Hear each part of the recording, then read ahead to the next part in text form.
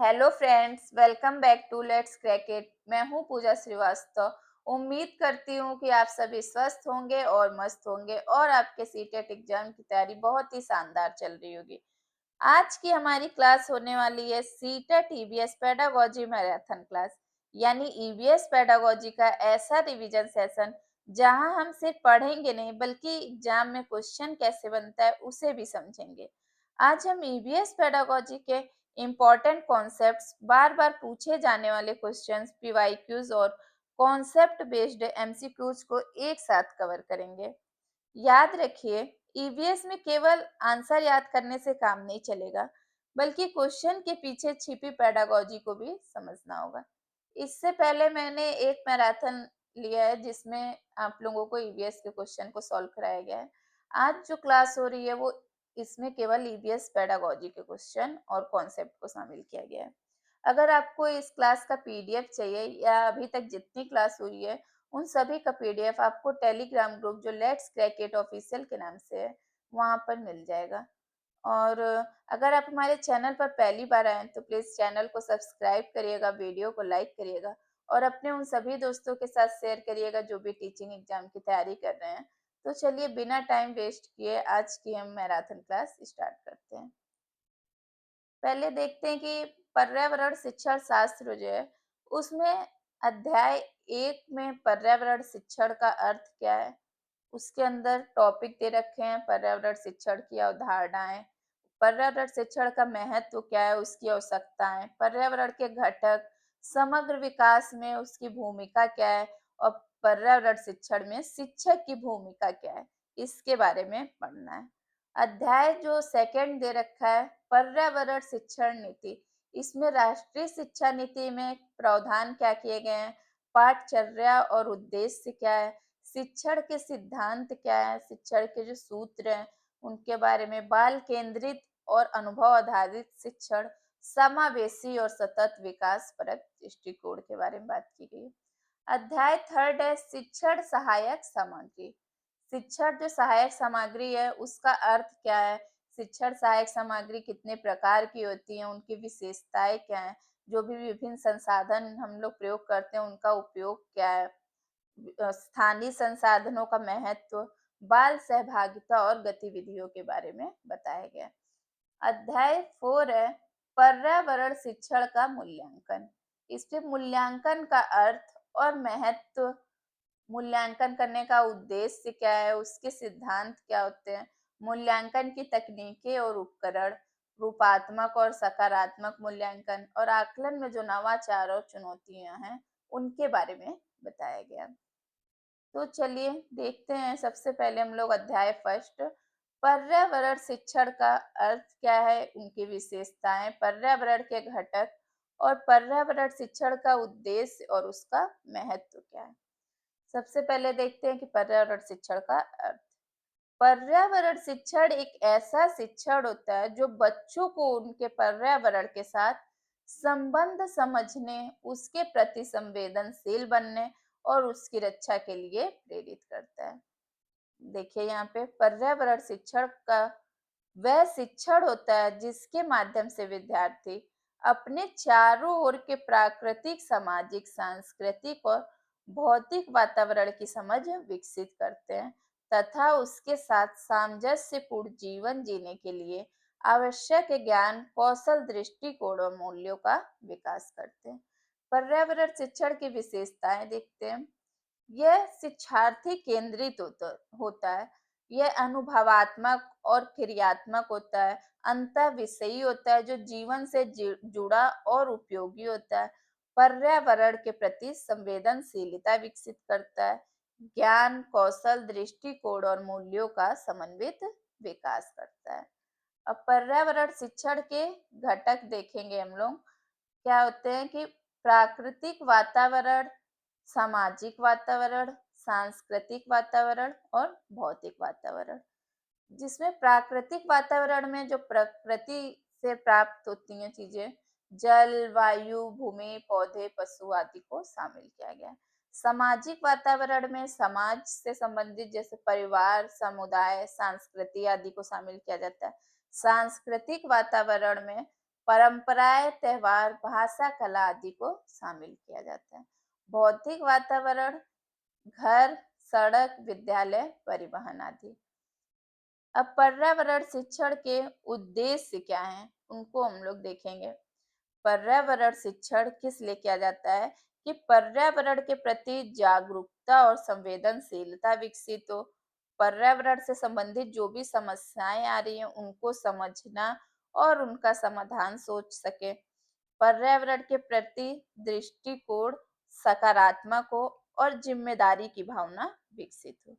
पर्यावरण के संरक्षण के लिए व्यवहार और आदतों में परिवर्तन लाया जा सके। ये पर्यावरण शिक्षण पढ़ाने का उद्देश्य होता है। अब पर्यावरण शिक्षण का महत्व क्या होता है?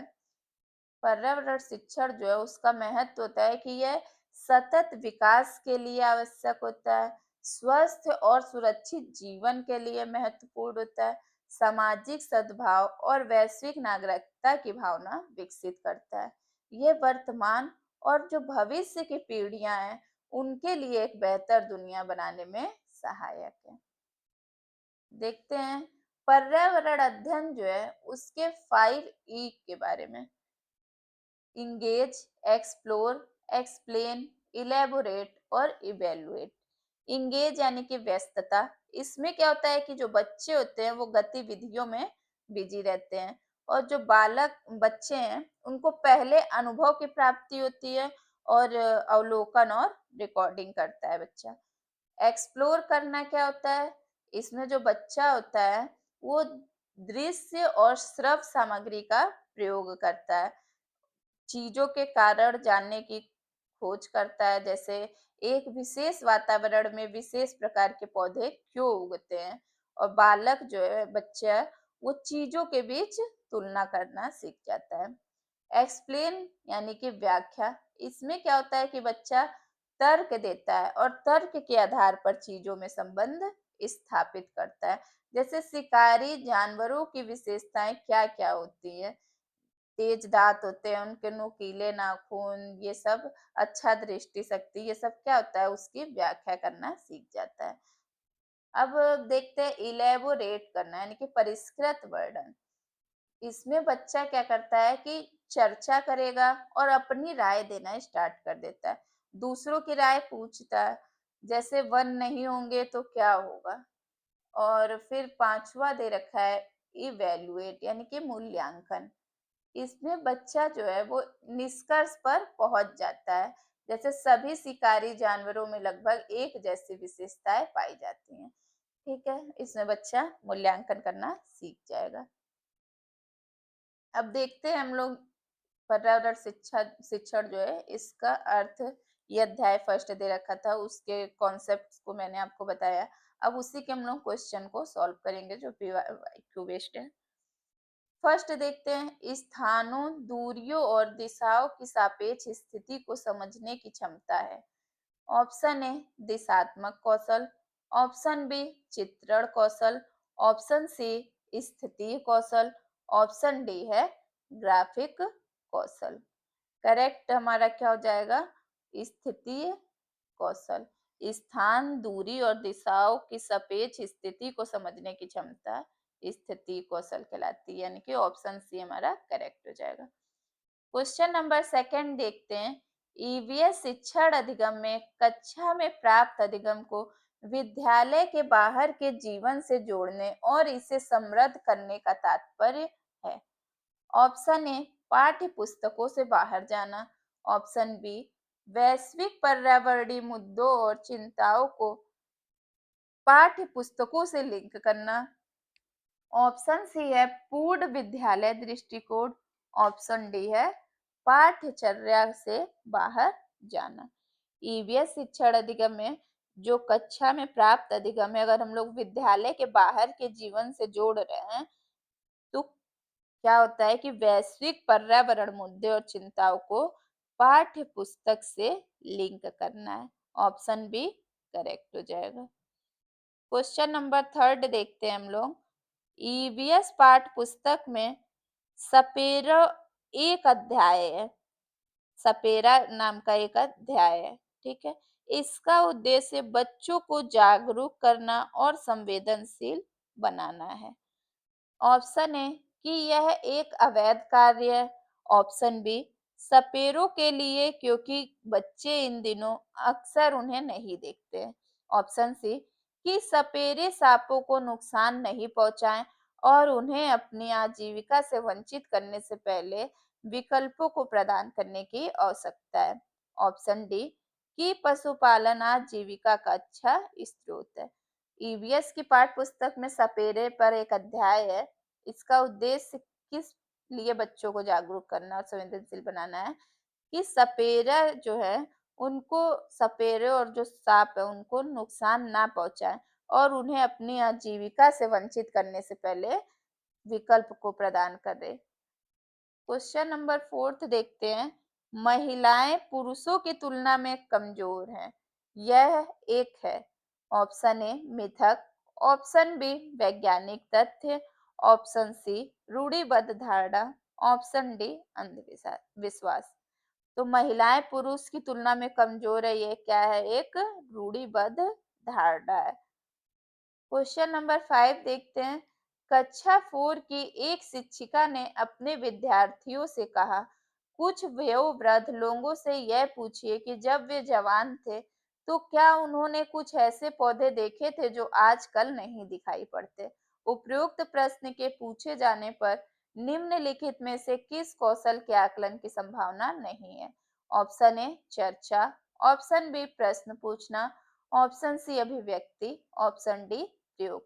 जब बच्चे हैं वयोवृद्ध से पूछेंगे बड़ों से कि आपने आपके मतलब जब जवान थे तो उस जमाने में कुछ ऐसे पौधे थे जो अब नहीं दिखाई देते हैं। तो क्या-क्या कौशल विकसित होते हैं? चर्चा हो रही है, प्रश्न पूछ रहा, अभिव्यक्ति। लेकिन प्रयोग तो करके नहीं देख रहा है ना, तो इस आकलन की संभावना नहीं है प्रयोग की। ऑप्शन डी करेक्ट हो जाएगा। क्वेश्चन नंबर 6 देखते हैं। कक्षा थर्ड के एक शिक्षक ने अपने बच्चों को निम्नलिखित पौधे या पौधों की प्रतियों को विभिन्न वर्गों में वर्गीकृत करने को कहा, जैसे नींबू, आम, तुलसी, पुदीना, नीम, केला आदि। कुछ विद्यार्थियों ने प्रतियों का वर्गीकरण इस प्रकार किया। ए दवाइयों के गुणों वाली पत्तियों और दवाओं के गुणों से रहित पत्तियों। बी पॉइंट बड़ी पत्तियां और छोटी पत्तियां। शिक्षक ने समूह ए को सही माना और समूह बी को गलत।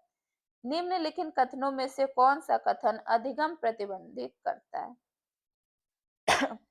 ऑप्शन ए यह क्रियाकलाप पत्तियों से सूचना ग्रहण करने पर केंद्रित है, जिसका निम्न अर्थ लगाया जा सकता है। ऑप्शन बी बच्चे बहुत प्रकार के सदस्यों को कक्षा में ले आते हैं, जिसकी सराहना होनी चाहिए। ऑप्शन सी अपने अनुभव पर निर्भर करते हुए बच्चे वर्गीकरण के बहुत से तरीके का उपयोग कर सकते हैं। ऑप्शन डी वर्गीकरण का कार्य बहुत विशिष्ट और स्त्रीकृत है तथा इसका एक ही सही उत्तर होता है। करेक्ट आंसर हमारा क्या हो जाएगा? Option D. वर्गीकरण का जो वर्गीकरण है उसका कार्य बहुत विशिष्ट और स्त्रीकृत होता है तथा इसका एक ही उत्तर सही होता है। क्वेश्चन नंबर 7 देखते हैं। दिए गए प्रश्नों को ध्यान से पढ़िए। क्या आप क्या अपने सॉरी क्या आपने अपने घर या स्कूल के आसपास जानवर देखे हैं जिनके छोटे बच्चे हैं? अपनी नोटबुक में उनके नाम लिखिए। इस प्रश्न के माध्यम से किस प्रक्रमण कौशल का आकलन किया गया है? ऑप्शन ए अवलोकन और रिकॉर्डिंग, ऑप्शन बी वर्गीकरण एवं चर्चा, ऑप्शन सी परिकल्पना एवं प्रयोग, ऑप्शन डी न्याय के लिए सरोकार। करेक्ट आंसर हमारा क्या हो जाएगा? अवलोकन एवं रिकॉर्डिंग। ऑप्शन ए करेक्ट हो जाएगा। क्वेश्चन नंबर 8 देखते हैं। कक्षा 5 की शिक्षिका एक एल्यूमिनियम फॉइल लेती है और इसे पानी में डाल देती है एवं दिखाती है कि वह ऊपर तैरता है। फिर वही फॉइल को मोड़कर जोर से दबाती है और फिर पानी में डाल देती है। तब विद्यार्थियों को दिखाती है कि वह डूबता है। बाद में वह विद्यार्थियों को यह सोचने और कारण देने के लिए कहती है कि ऐसा क्यों हुआ। इस प्रश्न का उत्तर देने में निम्न में से कौन सा प्रक्रमण कौशल का प्रयोग किया जाएगा? ऑप्शन ए मापन, ऑप्शन बी परिकल्पना, ऑप्शन सी वर्गीकरण, ऑप्शन डी है अवलोकन। करेक्ट आंसर हमारा क्या होगा? इसमें बच्चा क्या करेगा? परिकल्पना। ऑप्शन बी करेक्ट हो जाएगा। क्वेश्चन नंबर 9 देखते हैं। एनसीईआरटी की पर्यावरण अध्ययन की कक्षा 5 की पाठ्य पुस्तक में सुनीता अंतरिक्ष में शीर्षक पाठ स्पेसशिप में अंतरिक्ष यात्री सुनीता विलियम्स के अनुभव का वर्णन करती है। इसे शामिल करने का या के क्या कारण हो सकते हैं? फर्स्ट पॉइंट है, यह घटना अंतरिक्ष यात्रियों की जिंदगी में झांकने का अवसर देती है। बी है, सेकंड पॉइंट है, यह घटना स्पेसशिप में भौतिक स्थितियों का वर्णन करती है। थर्ड पॉइंट है, यह घटना स्त्री पुरुष लिंग यानी कि जेंडर रूढ़िवादिता को चुनौती देती है। फोर्थ पॉइंट है, यह घटना गुरुत्वाकर्षण की अवधारणा को समझने में मदद करती है। अब ए ऑप्शन दे रखा है केवल फोर्थ सही है। बी ऑप्शन है फर्स्ट सेकंड और थर्ड कारण हो सकते हैं। सी पॉइंट है कि फर्स्ट सेकंड थर्ड फोर्थ मतलब चारों इनके कारण हो सकते हैं शामिल करने के। फोर्थ डी पॉइंट है, डी ऑप्शन है सॉरी, केवल फर्स्ट। तो करेक्ट आंसर हमारा क्या हो जाएगा? फर्स्ट, सेकंड और थर्ड। यानी कि यह घटना अंतरिक्ष यात्रियों की जिंदगी में झांकने का अवसर देती है। यह स्पेसशिप के भौतिक स्थितियों का वर्णन करती है और रूढ़िबद्धता को चुनौती देती है। बी ऑप्शन हमारा करेक्ट हो जाएगा। क्वेश्चन नंबर 10 देखते हैं। प्राथमिक कक्षाओं में पर्यावरण अध्ययन पढ़ाने के लिए निम्न में से कौन सा संबंधित उद्देश्य नहीं है? ऑप्शन ए, विज्ञान के आधारभूत प्रत्ययों और सिद्धांतों को रटकर याद कर लेना। ऑप्शन बी, पर्यावरण को खोजने के अवसर प्रदान करना। ऑप्शन सी, अवलोकन मापन भविष्य कथन और वर्गीकरण जैसे कौशलों का विकास करना। ऑप्शन डी, भौतिक और सामाजिक परिवेश के प्रति संवेदनशीलता विकसित करना। पूछ रहा है कि प्राथमिक जो कक्षा है उसमें ईवीएस पढ़ाने के उद्देश्य से कौन सा संबंधित नहीं है? तो करेक्ट आंसर हमारा क्या हो जाएगा? विज्ञान के आधारभूत प्रत्यय और सिद्धांत को रटकर याद कर लेना, यानी कि ऑप्शन ए करेक्ट होगा। ये संबंधित उद्देश्य नहीं है। क्वेश्चन नंबर 11 देखते हैं। पर्यावरण अध्ययन के शिक्षण से उन प्रक्रिया पर आधारित कौशलों को बढ़ावा दिया जाना चाहिए जो पूछताछ आधारित प्रत्यक्ष अनुभव के केंद्र बिंदु हैं। निम्नलिखित में से कौन सा एक ऐसा कौशल नहीं है? ऑप्शन ए पूर्वानुमान, ऑप्शन बी निर्धारण, ऑप्शन सी निष्कर्ष निकालना, ऑप्शन डी है अवलोकन। कौन सा कौशल नहीं है पूछा है। तो करेक्ट ऑप्शन हमारा हो जाएगा ऑप्शन बी निर्धारण। ठीक है, बी ऑप्शन करेक्ट हो जाएगा। क्वेश्चन नंबर 12 देखते हैं। कक्षा 5 की अध्यापिका महिमा चाहती है कि उसके विद्यार्थी आसपास के पौधे का अवलोकन करें। सार्थक अधिगम के लिए उसे बच्चों को क्या करने के लिए प्रोत्साहित करना चाहिए? ऑप्शन ए, यह समझना कि पौधे भी सजीव होते हैं। ऑप्शन बी, यह समझना कि पौधे हमारे लिए उपयोगी होते हैं। ऑप्शन सी, अधिकतम पौधों के नाम लिखना। ऑप्शन डी, उनकी ऊंचाई, पत्तियां, गंध और उगने के स्थानों में अंतर का अवलोकन करना। तो करेक्ट आंसर हमारा क्या हो जाएगा? ऑप्शन डी, उनकी ऊंचाई, पत्तियों, गंध और उनके उगने के स्थानों में अंतर का अवलोकन करना।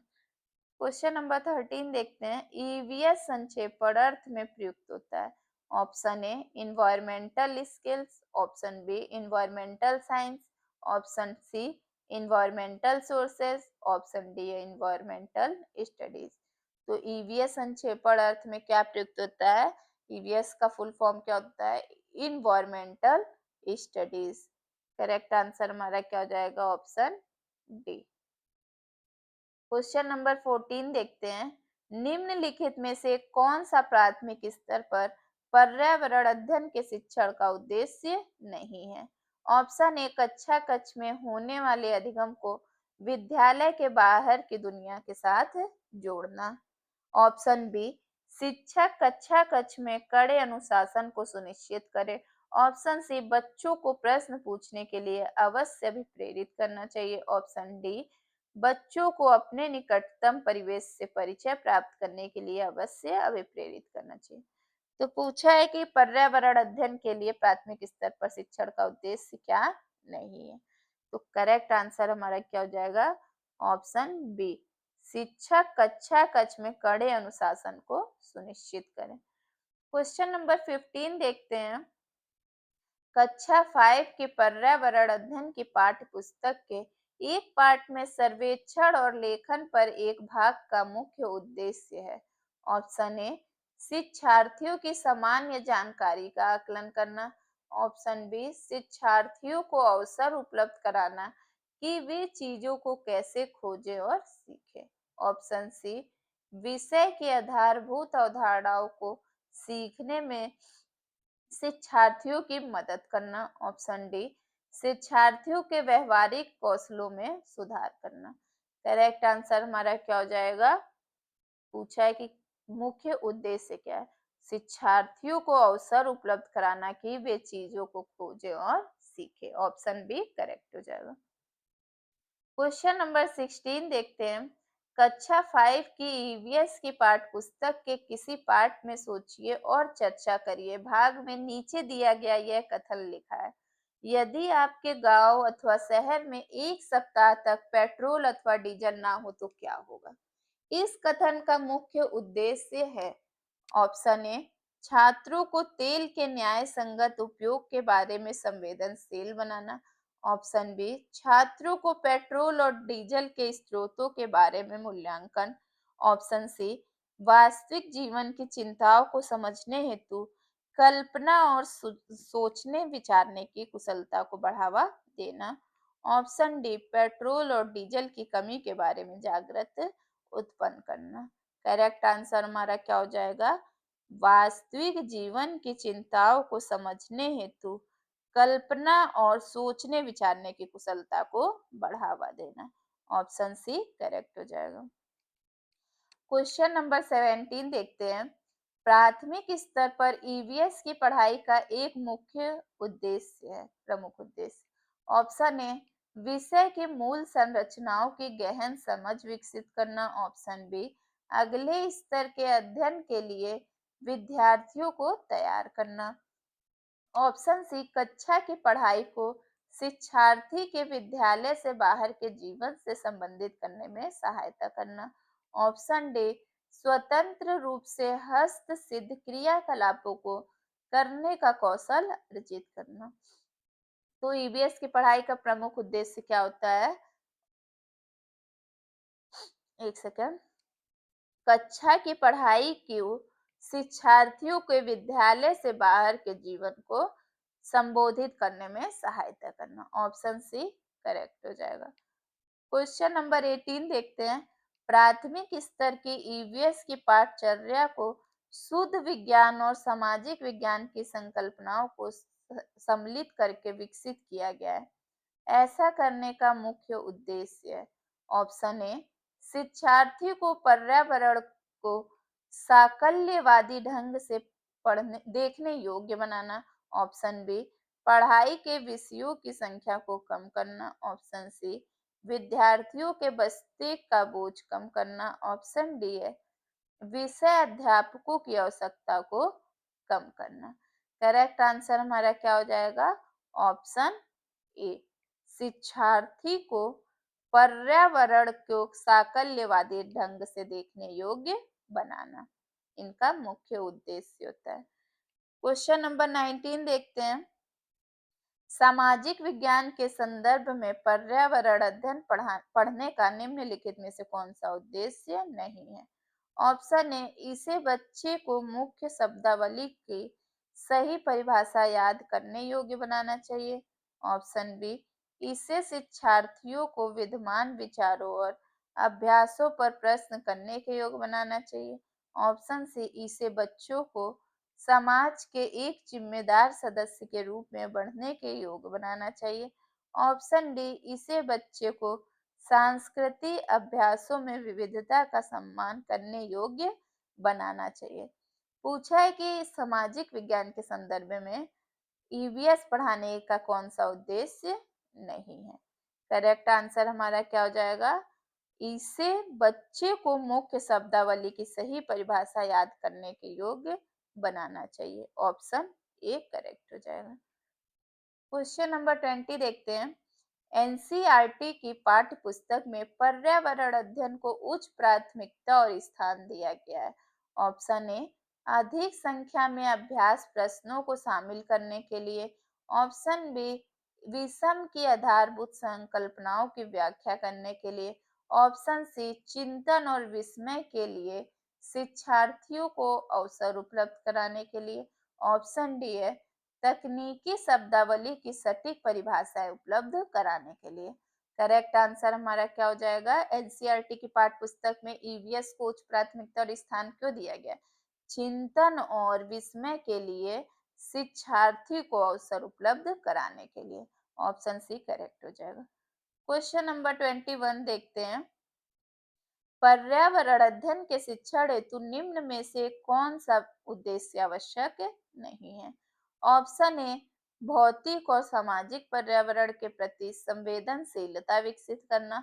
ऑप्शन बी, विज्ञान के आधारभूत प्रत्ययों और सिद्धांतों को रट कर याद कर लेना। ऑप्शन सी, पर्यावरण को खोजने के अवसर प्रदान करना। ऑप्शन डी है, अवलोकन, मापन, भविष्य कथन और वर्गीकरण जैसे कौशलों का विकास करना। पूछा है कि ईवीएस पेडागोजी जो है पर्यावरण अध्ययन के शिक्षण हेतु क्या आवश्यक उद्देश्य नहीं होता है? तो विज्ञान के आधारभूत प्रत्यय और सिद्धांत को रट कर याद कर लेना। ऑप्शन बी करेक्ट हो जाएगा, ये उसका उद्देश्य नहीं होता है। क्वेश्चन नंबर 22 देखते हैं। निम्नलिखित में से कौन सी विशेषता अच्छे शिक्षण की नहीं है?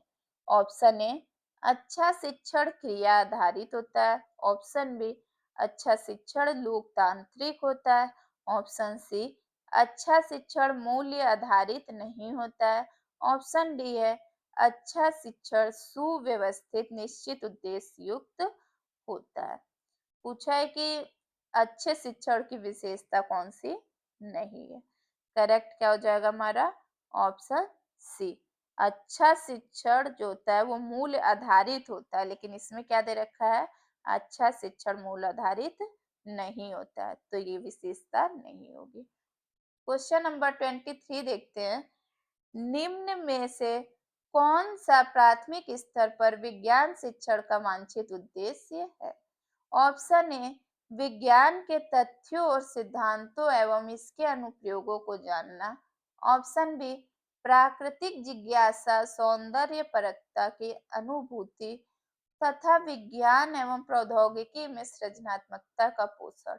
ऑप्शन सी, ईमानदारी, सत्य, निष्ठा और सहयोग के मूल्यों को आत्मसात करना।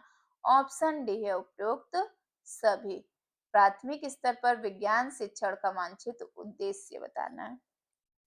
करेक्ट आंसर हमारा क्या हो जाएगा? उपरोक्त सभी। ऑप्शन डी करेक्ट हो जाएगा। क्वेश्चन नंबर 24 देखते हैं। परिकल्पना को बार बार परीक्षण करने से गलत नहीं पाया जाता है तो वह एक है। ऑप्शन ए सिद्धांत, ऑप्शन बी कानून, ऑप्शन सी खोज, ऑप्शन डी मूल संकल्पना। करेक्ट आंसर क्या हो जाएगा हमारा? एक सिद्धांत है। ऑप्शन ए करेक्ट हो जाएगा। क्वेश्चन नंबर 25 देखते हैं। बच्चे दुनिया के बारे में अपनी समझ का सृजन करते हैं, इस कथन का श्रेय किसको जाता है? Option A Pavlov, option B प्याजे, option C Kohlberg, option D है स्किनर। किसने ये कहा है कि बच्चे जो है वो दुनिया के बारे में अपनी समझ का सृजन करते हैं? इसका श्रेय किसको जाएगा? प्याजे को। प्याजे जो है वो कहते हैं। ठीक है, ऑप्शन बी करेक्ट हो जाएगा। तो चलिए, अध्याय फर्स्ट यही समाप्त होता है। आप स्कोर बताइएगा कमेंट करके कि आपने कितना किया है, और पहले आप अपने से सॉल्व करने की कोशिश करिएगा, उसके बाद बताइएगा कि आपने कितना स्कोर किया। अगर आपको वीडियो पसंद आ रहा हो तो प्लीज़ लाइक करिए और अपने सभी दोस्तों के साथ शेयर करिए। चलिए अब हम देखते हैं अध्याय सेकंड, पर्यावरण शिक्षण नीति क्या है? अब सबसे पहले इसमें हम लोग पर्यावरण शिक्षण की नीति का अर्थ क्या होता है, प्रावधान उसके, उनके उद्देश्य क्या है, इन सब के बारे में देखेंगे, ठीक है। पहले देखते हैं कि पर्यावरण शिक्षण नीति का अर्थ क्या होता है। पर्यावरण शिक्षण जो नीति है, उन सिद्धांतों, लक्ष्यों, योजनाओं और दिशा निर्देशों का समूह है जो पर्यावरण शिक्षण को प्रभावी बनाने के लिए निर्धारित किए जाते हैं। इसका उद्देश्य होता है कि पर्यावरण के प्रति जागरूक हो बच्चा, संवेदनशील और एक जिम्मेदार नागरिक तैयार हो। अब राष्ट्रीय शिक्षा नीति में इसके प्रावधान क्या है पर्यावरण शिक्षण नीति के? तो पर्यावरण शिक्षा जो है उसको सभी स्तरों पर पाठचर्या में शामिल करने पर बल दिया गया है। रचनात्मकता, गतिविधि आधारित और अनुभवात्मक अधिगम पर जोर देना, स्थानीय परिवेश, जैव विविधता और सतत विकास को पाठ्यक्रम से जोड़ना है। मूल्य शिक्षा, जीवन कौशल और सतत विकास लक्ष्यों के साथ एकीकरण करना। पाठचर्या और उद्देश्य में नीति, पर्यावरण संबंधी ज्ञान, कौशल, दृष्टिकोण और मूल्यों का विकास करना, पर्यावरण संरक्षण और सतत जीवन शैली के लिए प्रेरित करना है, मानव और प्रकृति के बीच एक संतुलन स्थापित करना और स्थानीय, राष्ट्रीय और वैश्विक पर्यावरणीय मुद्दे को समझ विकसित करना है, ठीक है। अब देखते हैं हम लोग पर्यावरण शिक्षण जो है उसके सिद्धांतों में नीति क्या है। बाल केंद्रित एवं अनुभव आधारित शिक्षण होता है। करके सीखने को इसमें बढ़ावा दिया गया है। स्थानीय संसाधन और जो वास्तविक जीवन स्थिति है उसका उपयोग करना और अंतर विषयी दृष्टिकोण को अपनाना है। बाल केंद्रित एवं अनुभव आधारित शिक्षण होता है। इसमें बालकों की रुचि क्या है, उनकी आवश्यकताएं, उनके पूर्व अनुभव पर आधारित शिक्षण किया जाता है। इसमें प्रयोग, अवलोकन, अन्वेषण, भ्रमण, परियोजना कार्य पर बल दिया जाता है। स्थानीय समुदाय और पर्यावरण से सीधा संबंध स्थापित कराना है बच्चों का, ठीक है। अब देखते हैं समुदाय और सतत विकास के साथ एकीकरण। स्थानीय समुदाय जो परंपरा और संसाधन है उनको शिक्षण में शामिल करना, सहभागिता और सहयोग की भावना को विकसित करना है। भारतीय संदर्भ में नीतियां क्या है? पर्यावरण संरक्षण अधिनियम 1986, राष्ट्रीय हरित कोष जो है उसकी स्थापना की गई। फिर जैव विविधता अधिनियम आया 2002 में। पर्यावरण संरक्षण अधिनियम 1986 था और स्कूल शिक्षा में पर्यावरण शिक्षा को अनिवार्य करना है। नीति के कार्यान्वयन की आवश्यकताएं के ऊपर ये लिखा है कि निरंतर मूल्यांकन और सुधार की प्रक्रिया करना, प्रशिक्षित और संवेदनशील शिक्षकों की आवश्यकता हुई तब नीति को व्यवहार में लाने के लिए विद्यालय और समुदाय का सहयोग आवश्यक है। नीति के जो पर्यावरण शिक्षण नीति है उसका लक्ष्य क्या है? पर्यावरण के प्रति एक जागरूक नागरिक तैयार करना है और प्रकृति के प्रति सभी के बीच सामंजस्यपूर्ण जीवन जीने की प्रेरणा देना है। वैश्विक स्तर पर पर्यावरण शिक्षण संरक्षण जो है उसमें योगदान करना, सतत सुरक्षित और स्वस्थ भविष्य का निर्माण करना है। अब ईवीएस में 6 थीम दे रखी है, ठीक है, हमारे जो आसपास की दुनिया है उसको समझने के लिए।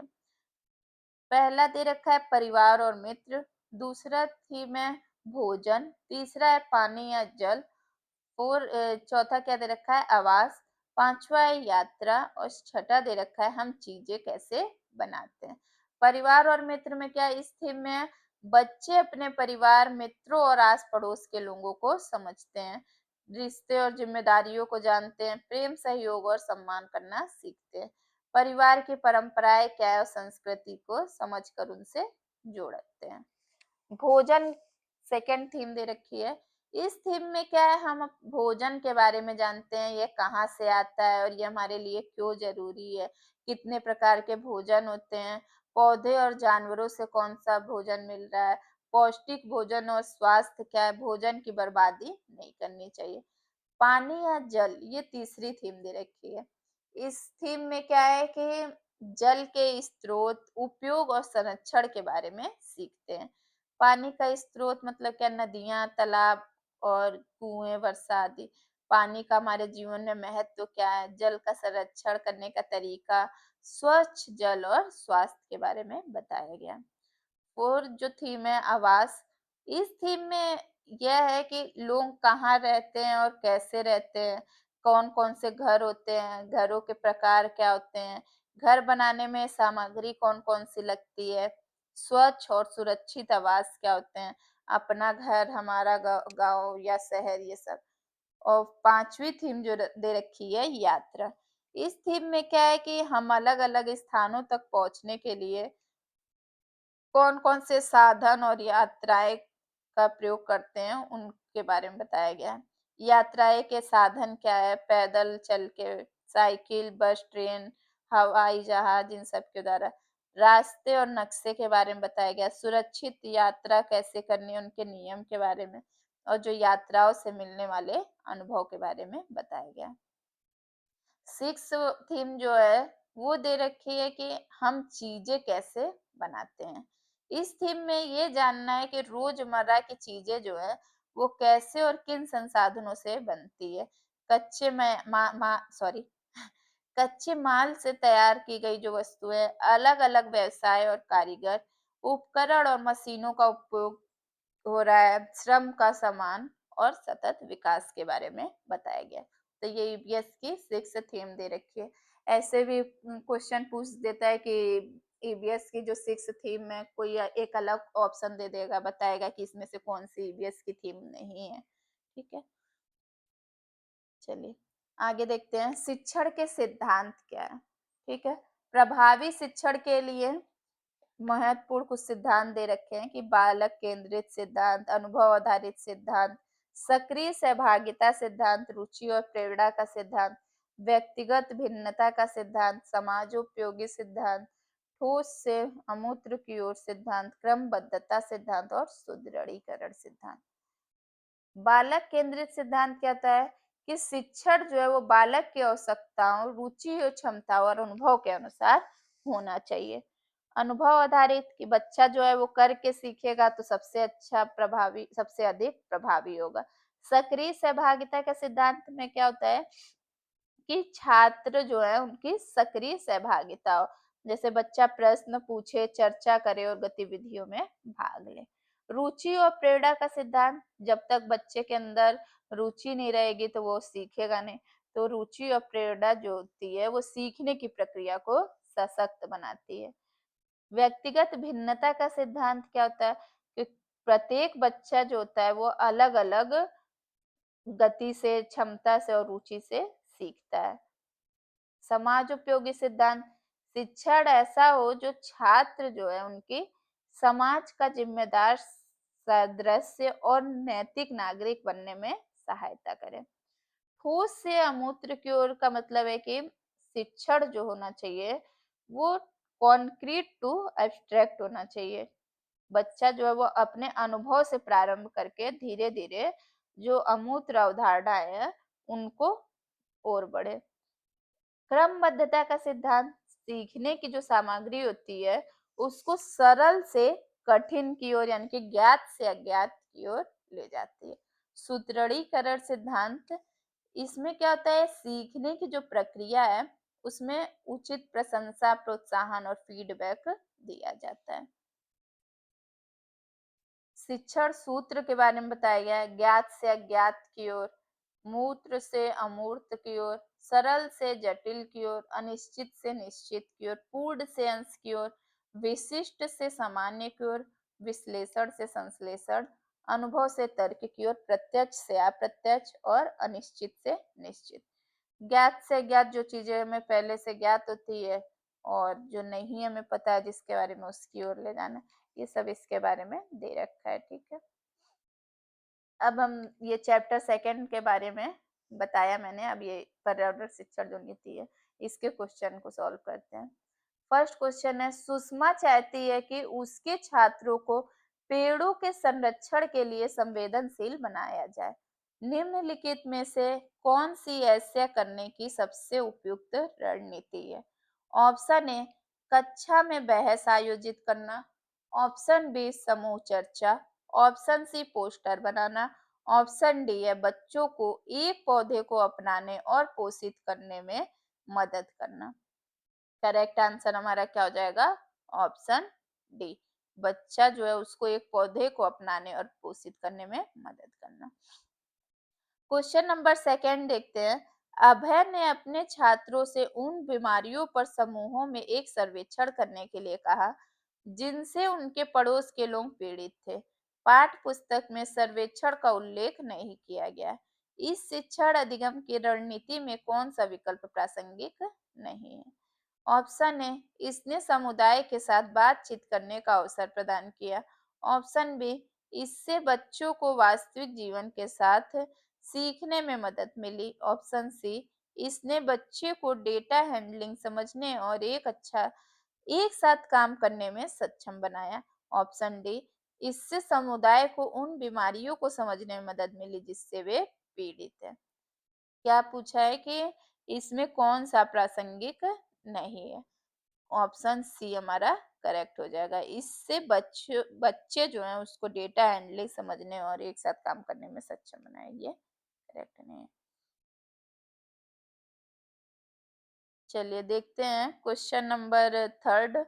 आपातकालीन परिस्थिति के बारे में बात करना के लिए प्रिया ने बच्चों के अनुभव पूछे। जब एक सेकेंड कहते हैं, हाँ, जब उन्हें कभी आपात स्थिति का सामना करना पड़ा, बच्चों ने आग, बिजली के झटके और सड़क दुर्घटनाओं के साथ अपने अनुभव सुनाए। उन्होंने प्रश्न पूछे, उनकी मौजूदा समझ का आकलन किया और समाचार पत्रों से सड़क सुरक्षा विज्ञापनों जैसे संसाधनों का उपयोग करके सुरक्षा पहलुओं पर चर्चा की और क्रमशः आग और बिजली के झटके पर सुरक्षा दिशा निर्देशों पर चर्चा के लिए एलपीजी और इलेक्ट्रिक बिल का इस्तेमाल किया। प्रिया द्वारा अपनाया गया सबसे उपयुक्त दृष्टिकोण कौन सा है? ऑप्शन ए, संज्ञानात्मक दृष्टिकोण। ऑप्शन बी, अनुभवात्मक दृष्टिकोण। ऑप्शन सी, अन्वेषण दृष्टिकोण। ऑप्शन डी है मानववादी दृष्टिकोण।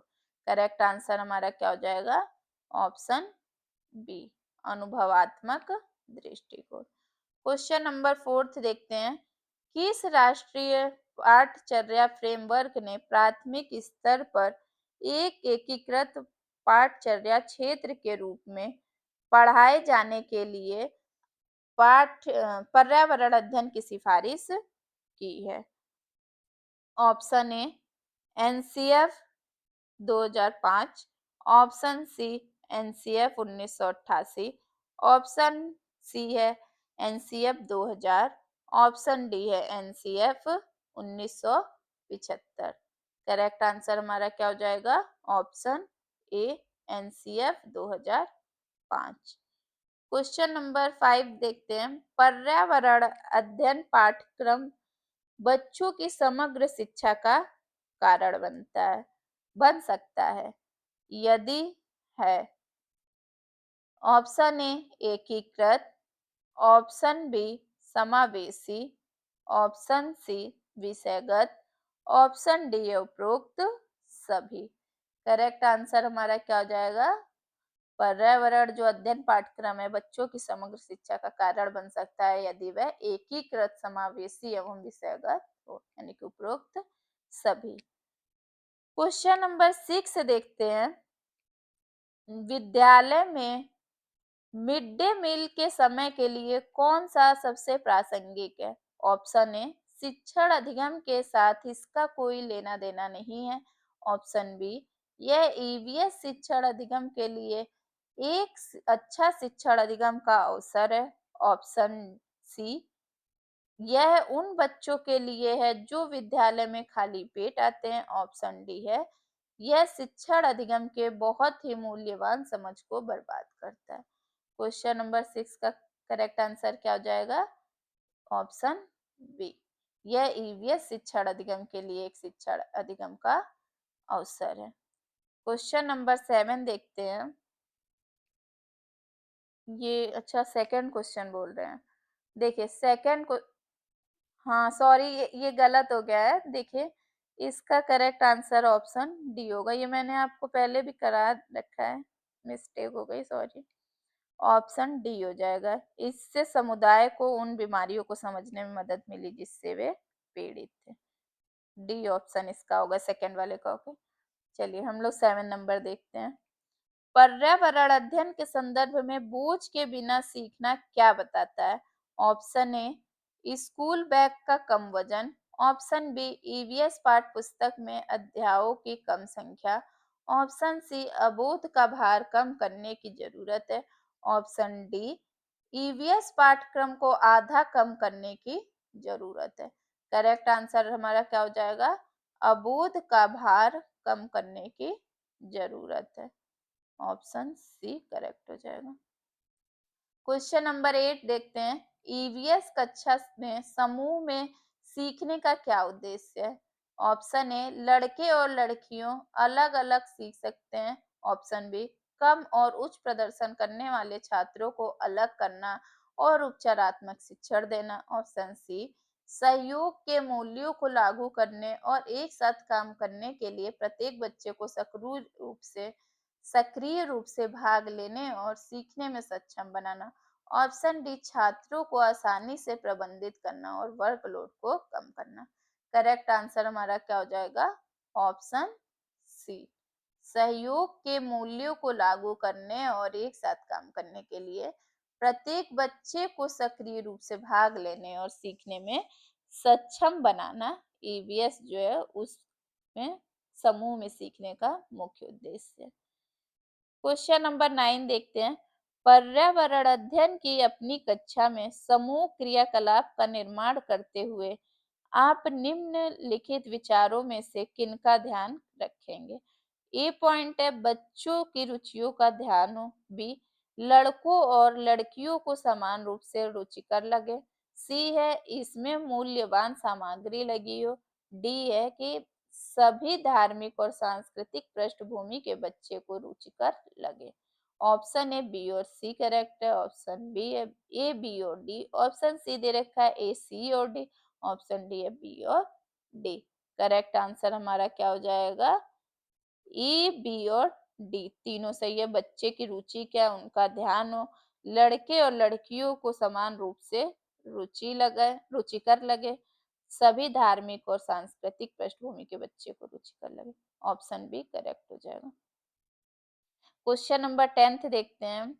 निम्नलिखित सभी कथन पर्यावरण अध्ययन में सामूहिक रूप से क्रियाकलापों में संलग्न शिक्षकों और विद्यार्थियों के पक्ष में तर्क प्रस्तुत करते हैं, केवल एक कथन को छोड़कर।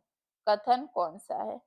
ए ऑप्शन है बच्चे परस्पर सामंजस्य और सहयोग करना सीखते हैं, बी है बच्चे दूसरे बच्चों से बात और बहस करने के लिए अधिक सीखते हैं, बहस करने से अधिक सीखते हैं, ऑप्शन सी समूह क्रियाकलापों की वजह से बच्चे अंक उपलब्धि में अच्छा सुधार प्रदर्शित करते हैं, डी है कि प्रौढ़ों के समर्थन से बच्चों को अपनी क्षमता से अधिक ज्ञान के निर्माण में सहायता मिलती है।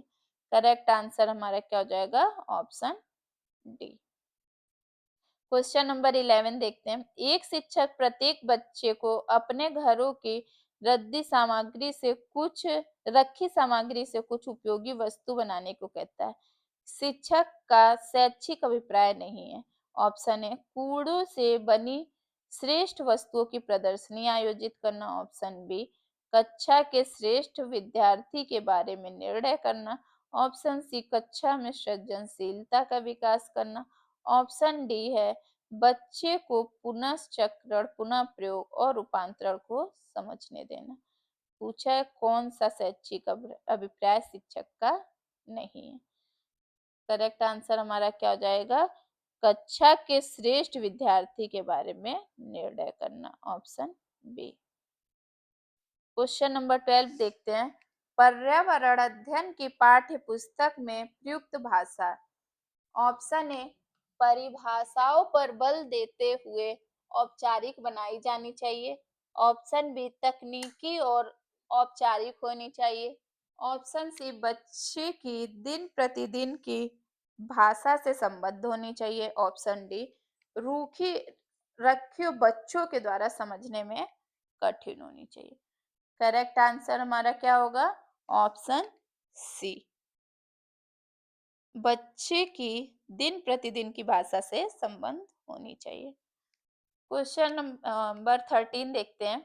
एक शिक्षक अपने विद्यार्थियों को विभिन्न पशुओं के चित्र दिखाता है और उन पशुओं पर रंग भरने को कहता है जो हमारे घरों में नहीं रहते। इस क्रियाकलाप का उद्देश्य ए सृजनात्मकता का विकास करना, बी अवलोकन का विकास करना, सी है वर्गीकरण कौशल का विकास करना, डी डाटा संग्रह का विकास करना। उपरोक्त में से कौन सा सही है? ये फोर्थ ऑप्शन आप लोगों को दे रखे हैं, बताना है इसमें से कौन सा उद्देश्य है इनका। ठीक है, पढ़ते हैं। ऑप्शन ए क्या है?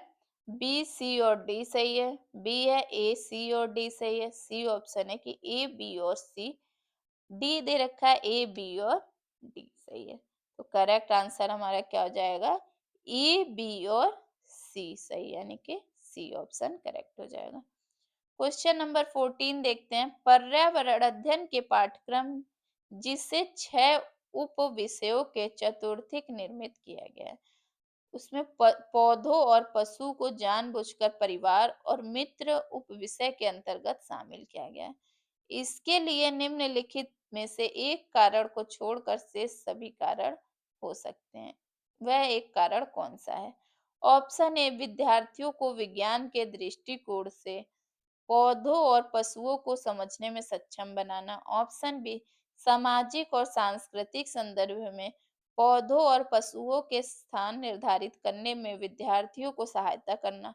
ऑप्शन सी इस बात को उभारना कि किस प्रकार मनुष्य एक दूसरे से घनिष्ठ संबंध को साझा करते हैं। डी ऑप्शन है इस बात को उभारना कि किस प्रकार कुछ समुदायों के जीवन और आजीविकाएं विशेष पशुओं या पौधों से घनिष्ठ रूप से जुड़े हैं। करेक्ट आंसर हमारा क्या हो जाएगा? ऑप्शन ए। क्वेश्चन नंबर 15 देखते हैं। पर्यावरण अध्ययन के शिक्षण अधिगम में सर्वेक्षण का उद्देश्य है। ए पॉइंट है समुदाय के स्थान अन्योन्य क्रियाओं का अवसर देना, बी है बच्चे को विभिन्न लोगों के प्रति संवेदनशील बनाना, सी सूचना को प्रत्यक्ष प्राप्त करने का अवसर प्रदान करना, डी है आकलन के एक अवसर के रूप में इनका उपयोग करना। इनमें से कौन सा सही है ये बताना है। ऑप्शन दे रखे हैं 4, इनमें से बताना है। देखिए करेक्ट आंसर हमारा क्या हो जाएगा? ए बी और सी और डी तीनों मतलब चारों सही हैं, तो बी ऑप्शन करेक्ट हो जाएगा। क्वेश्चन नंबर 16 देखते हैं। राष्ट्रीय पाठचर्या की रूपरेखा 2005 के अनुसार निम्नलिखित कौन से एक पर्यावरण अध्ययन की विषय वस्तु है? थीम बताना है। ऑप्शन ए ऊर्जा, ऑप्शन बी भोजन, ऑप्शन सी सौर मंडल, ऑप्शन डी मौसम। अभी मैंने आपको ईबीएस की 6 थीम बताई थी ना, तो उसमें से देखिए एक आ गया कि बताना है कौन सी थीम है। करेक्ट क्या हो जाएगा? भोजन, ऑप्शन बी।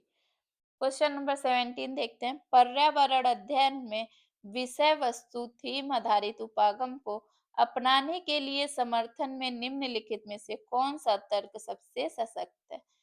ऑप्शन ए यह विषय सीमाओं को नरम बनाने और संपूर्णता में ज्ञान को प्राप्त करने में मदद करता है। ऑप्शन बी यह पाठ योजनाओं को एक ढांचा प्रदान करने और शिक्षण को अधिक प्रभावी बनाने में मदद करता है। ऑप्शन सी यह शिक्षण को अधिक रोचक और गतिविधि आधारित बनाने में मदद करता है। ऑप्शन डी यह अवधारणाएं मुद्दों और कौशल को रत विस्तार को सम्मिलित करने में मदद करता है। करेक्ट आंसर हमारा क्या हो जाएगा? Option D. क्वेश्चन नंबर 18 देखते हैं। प्राथमिक कक्षाओं में पर्यावरण अध्ययन को सिखाने सीखने में कहानियां एक महत्वपूर्ण पहलू है। पर्यावरण अध्ययन के कक्षा कक्ष में कहानी सुनाने का शिक्षण कौशल के रूप में सम्मिलित करने के लिए निम्नलिखित में से कौन सा सबसे कम उपयुक्त है? ऑप्शन ए, कहानियां पर्यावरण अध्ययन अवधारणाओं के संबंध जोड़ने के लिए संदर्भ उपलब्ध कराती है। ऑप्शन बी, कहानियों में व्यक्तियों के अनुभव शामिल होते हैं। ऑप्शन सी, कहानियां अनेक विषय क्षेत्रों को छूती है। ऑप्शन डी, कहानियां कक्षा प्रबंध में सहायता करती है। करेक्ट आंसर हमारा क्या हो जाएगा?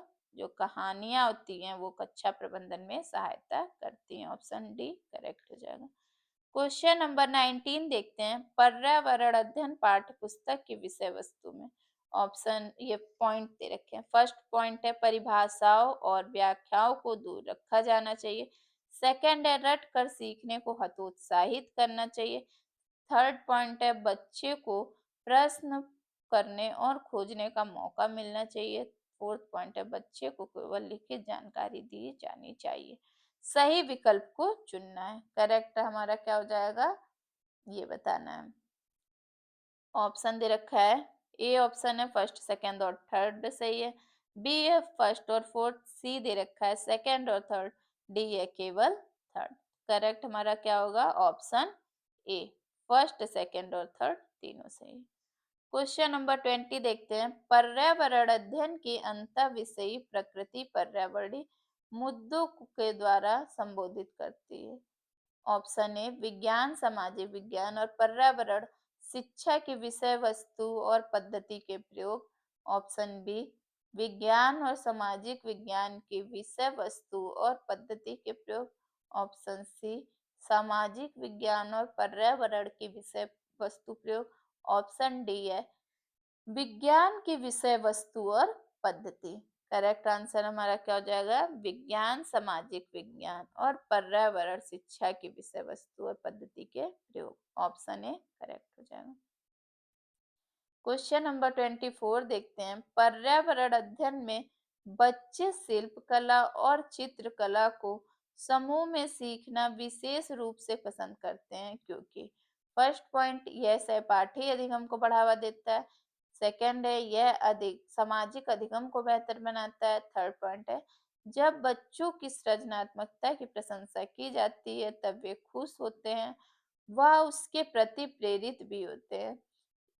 फोर्थ दे रखा है पॉइंट, यह कक्षा में अनुशासन को बढ़ाता है। अब ऑप्शन ए दे रखा है सेकंड थर्ड। ऑप्शन बी है फर्स्ट फोर्थ। ऑप्शन सी है सेकंड फर्स्ट और फोर्थ। ऑप्शन डी है फर्स्ट सेकंड और थर्ड। करेक्ट आंसर हमारा क्या हो जाएगा? फर्स्ट सेकंड और थर्ड यानी कि ऑप्शन डी करेक्ट हो जाएगा। क्वेश्चन नंबर 25 देखिए 21 देखते हैं पहले। कक्षा 5A के शिक्षक एक सवाल देते हैं। फर्स्ट पॉइंट है पेड़ों के 5 लाभ लिखिए। जबकि कक्षा 5B के शिक्षक निम्न सवाल देते हैं। क्या होगा अगर धरती पर पेड़ ना हो? इन सवालों की प्रकृति कैसी है? ऑप्शन ए है फर्स्ट बद्ध पत्ती वाला है, अपसारी है। सेकंड मुक्त पद्धति वाला है, अभिसारी। बी ऑप्शन दे रखा है फर्स्ट जो है वो बद्ध अंत वाला है, अभिसारी। सेकंड जो है मुक्त अंत वाला, अपसारी है। सी दे रखा है फर्स्ट मुक्त अंत वाला अभिसारी है और सेकंड बद्ध अंत वाला अपसारी है। डी ऑप्शन है फर्स्ट मुक्त अंत वाला अपसारी है और सेकंड बद्ध अंत वाला अभिसारी। अब ये मैं बताना है।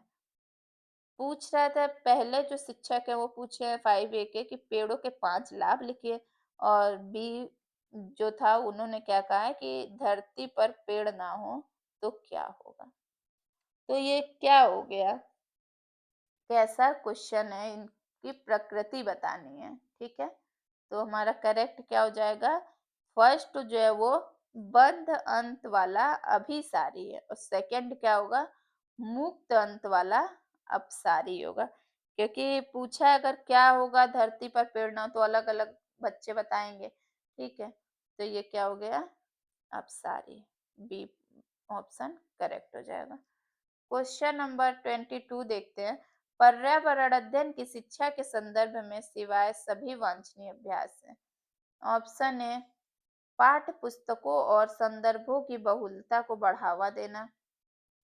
ऑप्शन बी आलोचनात्मक चिंतन और समस्या समाधान के लिए क्षमता संवर्धन करने। ऑप्शन सी बच्चों की अस्मिता व्यक्तित्व का पोषण। ऑप्शन डी वास्तविक अवलोकन के स्थान पर पाठ्य पुस्तकीय ज्ञान की जो श्रेष्ठता है उसको स्वीकार करना। करेक्ट आंसर हमारा क्या हो जाएगा? Option D. क्वेश्चन नंबर 23 देखते हैं। महेश कक्षा 5 के शिक्षक हैं। वे वन संरक्षण की अवधारणा पर शिक्षार्थियों को संवेदनशील बनाने के लिए योजना बनाते हैं। निम्नलिखित में कौन सी एक गतिविधि इस उद्देश्य के लिए सर्वाधिक उपयुक्त है? ऑप्शन ए समूह चर्चा के लिए शिक्षार्थियों के समूह बनाना। ऑप्शन बी वाद विवाद प्रतियोगिता का आयोजन करना। ऑप्शन सी एक पौधे को अपनाने और उसका पोषण करने के लिए प्रत्येक शिक्षार्थी को अभिप्रेरित करना। ऑप्शन डी पोस्टर प्रतियोगिता में हिस्सा लेने के लिए शिक्षार्थियों को प्रोत्साहित करना। तो करेक्ट आंसर हमारा क्या हो जाएगा? सबसे अधिक उपयुक्त कौन सा है? ऑप्शन सी एक पौधे को अपनाने और उसका पोषण करने के लिए प्रत्येक शिक्षार्थी को अभिप्रेरित करना। चलिए क्वेश्चन नंबर 25 देखते हैं। प्राथमिक कक्षाओं में शिक्षार्थियों के पास अनेक प्रकरण में अनेक वैकल्पिक अवधारणाएं होती हैं, जैसे सजीव, निर्जीव, जल चक्र, पौधे आदि। इन वैकल्पिक अवधारणाओं के स्रोत हो सकते हैं। ऑप्शन फर्स्ट परिवार एवं फर्स्ट ये पॉइंट दे रखे हैं। परिवार एवं समुदाय। सेकंड पॉइंट है पाठ्य पुस्तकें एवं अन्य पुस्तकें। थर्ड पॉइंट है शिक्षक। फोर्थ है कहानियां एवं कविताएं। अब सही विकल्प हमें बताने हैं। तो करेक्ट आंसर इसका क्या हो जाएगा हमारा? परिवार एवं समुदाय, पाठ्य पुस्तक एवं अन्य पुस्तकें, शिक्षकें, कहानी एवं कविताएं। तो सभी हो जाएंगे। तो किसमें है? ऑप्शन सी में। फर्स्ट, सेकेंड, थर्ड, फोर्थ सभी हो जाएंगे। ठीक है। क्वेश्चन नंबर 26 देखते हैं। पर्यावरण की अध्ययन की प्रकृति निम्नलिखित का समर्थन नहीं करती है। ऑप्शन ए बच्चे कम गलतियां करें। ऑप्शन बी बच्चों को करके सीखने का अवसर मिले।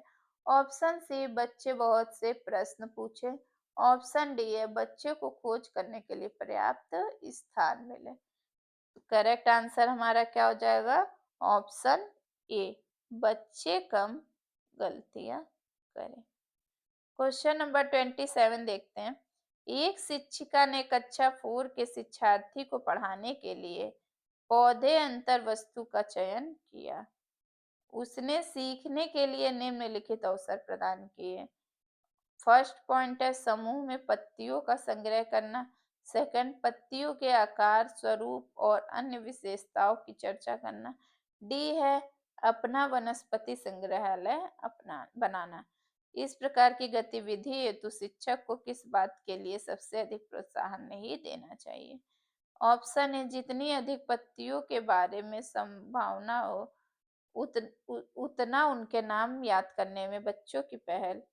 बी ऑप्शन बच्चे के द्वारा कार्य का विस्तार। सी बच्चे का निरंतर गतिविधि में भाग लेना। डी क्या है? बच्चे की परस्पर क्रिया, अवलोकन और सहयोग। करेक्ट आंसर हमारा क्या हो जाएगा? जितनी अधिक पूछा है कि क्या नहीं देना चाहिए। ठीक है, प्रोत्साहन। जितनी अधिक पत्तियों के बारे में संभव उनका नाम याद करने में बच्चों की पहल। Question number 28। प्राथमिक स्तर पर पर्यावरण अध्ययन में समुदाय सीखने सिखाने का एक महत्वपूर्ण संसाधन है क्योंकि। ऑप्शन ए यह एक बहुत सस्ता संसाधन है। ऑप्शन बी यह आसानी से उपलब्ध होने वाला संसाधन है। ऑप्शन सी इसमें समझदार और बुजुर्ग व्यक्ति होते हैं। ऑप्शन डी यह वास्तविक स्थितियों में सीखने के अवसर उपलब्ध कराता है। करेक्ट आंसर हमारा हो जाएगा ऑप्शन डी। Question number 29। एक नव-नियुक्त पर्यावरण अध्ययन के शिक्षक के रूप में पढ़ाने से पहले आपकी सबसे प्रभावशाली मतलब सबसे पहली प्राथमिकता क्या होगी? ऑप्शन ए कक्षा में धीमी गति से सीखने वाले शिक्षार्थियों की पहचान करना। ऑप्शन बी शिक्षार्थियों के लिए पाठ अनुसार विस्तृत नोट्स तैयार करना। ऑप्शन सी शिक्षार्थियों का सामाजिक प्रेरक प्रोत्साहन या प्रोफाइल या विवरण तैयार करना। ठीक है। फिर क्या है कि ऑप्शन डी पहले से पाठ योजना तैयार करना। करेक्ट आंसर हमारा क्या हो जाएगा? शिक्षार्थियों का सामाजिक सांस्कृतिक प्रोफाइल या विवरण तैयार करना। Option C. क्वेश्चन नंबर 30 देखते हैं। कविताएं और कहानियां पर्यावरण अध्ययन की अंतर वस्तु को पढ़ाने में प्रभावशाली है। ऐसा इसलिए है क्योंकि कविताएं और कहानी ऑप्शन पॉइंट दे रखा है। फर्स्ट पॉइंट है बच्चों के परिवेश का समृद्ध चित्रण कर सकती है।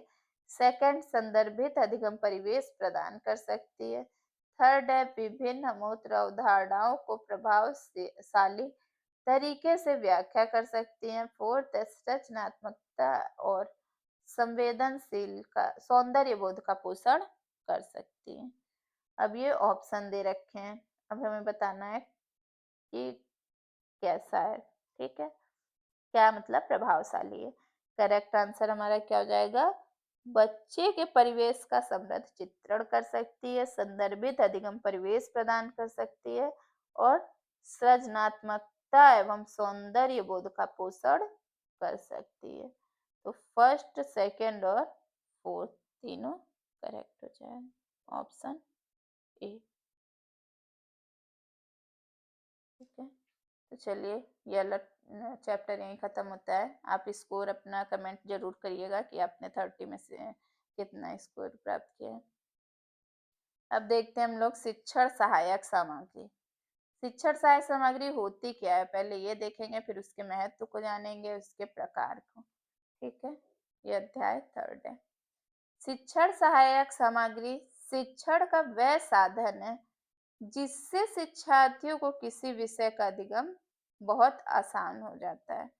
इनका महत्व क्या होता है? यह ज्ञान को प्रभावशाली बनाता है।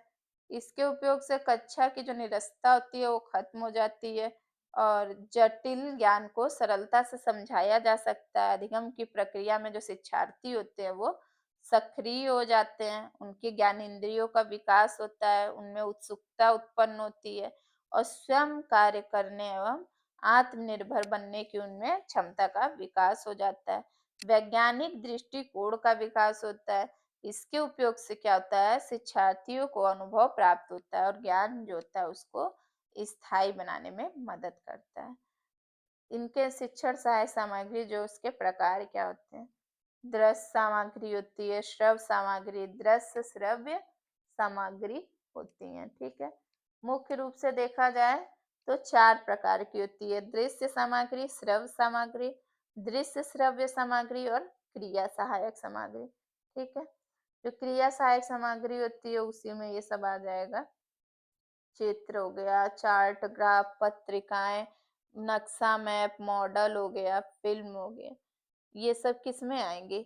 ये सब आएगी आपके दृश्य सामग्री में। श्याम पट हो गया, बोर्ड। ठीक है, देखिए एक बार मैं और बता देती हूँ। वो दृश्य सामग्री में क्या आता है? जिसमें हम लोग आंखों से देखकर वस्तु जो है उसके वास्तविक गुण की पहचान करते हैं। श्याम पट हो गया, इसको हम लोग देखते हैं। चित्र हो गया, चार्ट या ग्राफ हो गया, पत्र पत्रिकाएं, मैप हो गया, मॉडल हो गया, स्लाइड दिखाना, ये सब टाइम टेबल, ये सब क्या है? दृश्य सामग्री। श्रव्य सामग्री क्या होता है? जिनको हम लोग सुन के सीखते हैं। रेडियो, ग्रामोफोन, टेप रिकॉर्डर आदि। इसमें क्या होता है? बच्चा कहीं भी बैठा रहेगा और सुन के ज्ञान प्राप्त करता है। दृश्य श्रव्य सामग्री क्या होती है? जिसमें बच्चा जो होता है देखता भी है और सुनता भी है। टेलीविजन, फिल्म, प्रोजेक्टर, इससे बच्चों को क्या होता है? मनोरंजन होता है और ज्ञान जो होता है वो स्थायी बनता है। क्रिया सहायक सामग्री क्या होता है? इसके द्वारा जो प्राप्त ज्ञान होता है वो वास्तविक होता है। नई नई चीजों का अध्ययन करता है। इसमें बच्चा जो होता है उसको व्यक्तिगत अनुभव की प्राप्ति होती है। किसी ऐतिहासिक स्थान का भ्रमण करना या संग्रहालय का भ्रमण करना, उद्यान का भ्रमण करना, ठीक है? ये सब क्रिया सहायक सामग्री होती है। अब इनके क्वेश्चन को हम सॉल्व करेंगे। ये चैप्टर 3 था। समुदाय और महत्वपूर्ण शिक्षण और अधिगम संसाधन है क्योंकि ऑप्शन ए जो पूछा है प्रश्न है कि समुदाय एक महत्वपूर्ण शिक्षण और अधिगम संसाधन है क्योंकि ऑप्शन ए यह सस्ता और सुलभ है। ऑप्शन बी बुजुर्ग लोग बुद्धिमान है और उनके पास समय है। ऑप्शन सी है यह वास्तविक परिस्थिति में सीखने का अवसर प्रदान करता है। ऑप्शन डी कोई भी समुदाय में उपलब्ध समस्त ज्ञान को बिना आलोचना के स्वीकार कर सकता है। करेक्ट आंसर हमारा क्या हो जाएगा? जो समुदाय है वो एक महत्वपूर्ण शिक्षण और अधिगम संसाधन है क्योंकि यह वास्तविक परिस्थिति में सीखने का अवसर प्रदान करता है। ऑप्शन सी करेक्ट हो जाएगा। क्वेश्चन नंबर 2 है निम्नलिखित में से कौन सी ईवीएस कक्षा में गतिविधियां हैं? ऑप्शन ए चित्र पढ़ना, ऑप्शन बी फील्ड भ्रमण, ऑप्शन सी श्यामपट्ट का उपयोग, ऑप्शन डी उपरोक्त सभी। तो ईवीएस की क्लास में कौन सी उपयुक्त गतिविधि है? चित्र पढ़ना, फील्ड भ्रमण, श्यामपट्ट का उपयोग, यानी कि सभी हो जाएगा उपरोक्त। ऑप्शन डी करेक्ट हो जाएगा। क्वेश्चन नंबर 3 देखते हैं। कक्षा 5 की शिक्षिका के रूप में आप ईंधन के संरक्षण प्रकरण को पढ़ाने के लिए निम्नलिखित में से किन संसाधन के उपयोग को सर्वश्रेष्ठ पाते हैं? ऑप्शन ए संदर्भ पुस्तकें, option B poster, option C समाचार पत्र, ऑप्शन डी पाठ्य पुस्तक। करेक्ट आंसर हमारा क्या हो जाएगा? समाचार पत्र। ऑप्शन सी करेक्ट हो जाएगा। क्वेश्चन नंबर 4 देखते हैं। प्राथमिक स्तर के शिक्षार्थियों में मानचित्र बनाने और समझने के लिए निम्नलिखित में से किन कौशल के विकास की आवश्यकता है? ऑप्शन ए स्थानों के सापेक्ष स्थिति की समझ, ऑप्शन बी स्थानों के सापेक्ष दूरी और दिशाओं की समझ, ऑप्शन सी प्रतीकों और स्केल या पैमाने की समझ, ऑप्शन 4 है स्केल या पैमाने के अनुसार स्पष्ट ड्राइंग बनाना। करेक्ट आंसर हमारा क्या हो जाएगा? ऑप्शन ए है केवल second, option B first, second और थर्ड, ऑप्शन सी है केवल फर्स्ट, ऑप्शन डी है केवल फर्स्ट और सेकंड। तो हमारा करेक्ट आंसर क्या होगा? ऑप्शन बी फर्स्ट, सेकंड और थर्ड। क्वेश्चन नंबर 5 देखते हैं। राधा विभिन्न प्रकार के यात्रा टिकट का उपयोग करती है। ऐसे टिकट के उपयोग से निम्नलिखित में से किस संकल्पना पर प्रभावपूर्ण ढंग से चर्चा की जा सकती है? फर्स्ट ऑप्शन है अलग अलग साधनों से यात्रा करने पर यात्रा की लागत भी भिन्न होती है। ऑप्शन सेकंड पॉइंट है यात्रा की लागत उस वाहन द्वारा उपयुक्त ईंधन पर निर्भर करती है। थर्ड है सार्वजनिक परिवहन से एक स्थान से दूसरे स्थान पर जाने के लिए हमें टिकट चाहिए। फोर्थ है आरक्षण प्रक्रिया की समझ। अब ये 4 ऑप्शन दे रखे हैं, सही विकल्प को आपको चुनना है। करेक्ट हमारा क्या हो जाएगा? फर्स्ट और थर्ड सही हो जाएगा। तो करेक्ट ऑप्शन सी यानी कि फर्स्ट और थर्ड। क्वेश्चन नंबर 6 देखते हैं। प्राथमिक कक्षाओं के विद्यार्थियों को मानचित्र शिक्षण के लिए निम्नलिखित में से कौन सी युक्ति सर्वाधिक उपयुक्त प्रतीत होती है? ऑप्शन ए अध्यापक द्वारा श्याम पर पट मानचित्र बनाना तथा शिक्षार्थियों को विभिन्न स्थानों की स्थिति बनाने को कहना। ऑप्शन बी शिक्षार्थियों को निर्देश देना कि वे घर से भारत का मानचित्र लेकर आए। ऑप्शन सी शिक्षार्थियों को एटलस दिखाना और विभिन्न स्थानों की स्थिति बताने के लिए कहना। ऑप्शन डी शिक्षार्थियों की सहायता करना कि वे अपने हैं संकेतों का उपयोग करते हुए अपने निकटतम परिवेश का मानचित्र बनाएं तथा वस्तुओं की सापेक्ष स्थिति और दिशा का ध्यान केंद्रित करें। करेक्ट आंसर हमारा क्या हो जाएगा? Option D. क्वेश्चन नंबर 7 देखते हैं।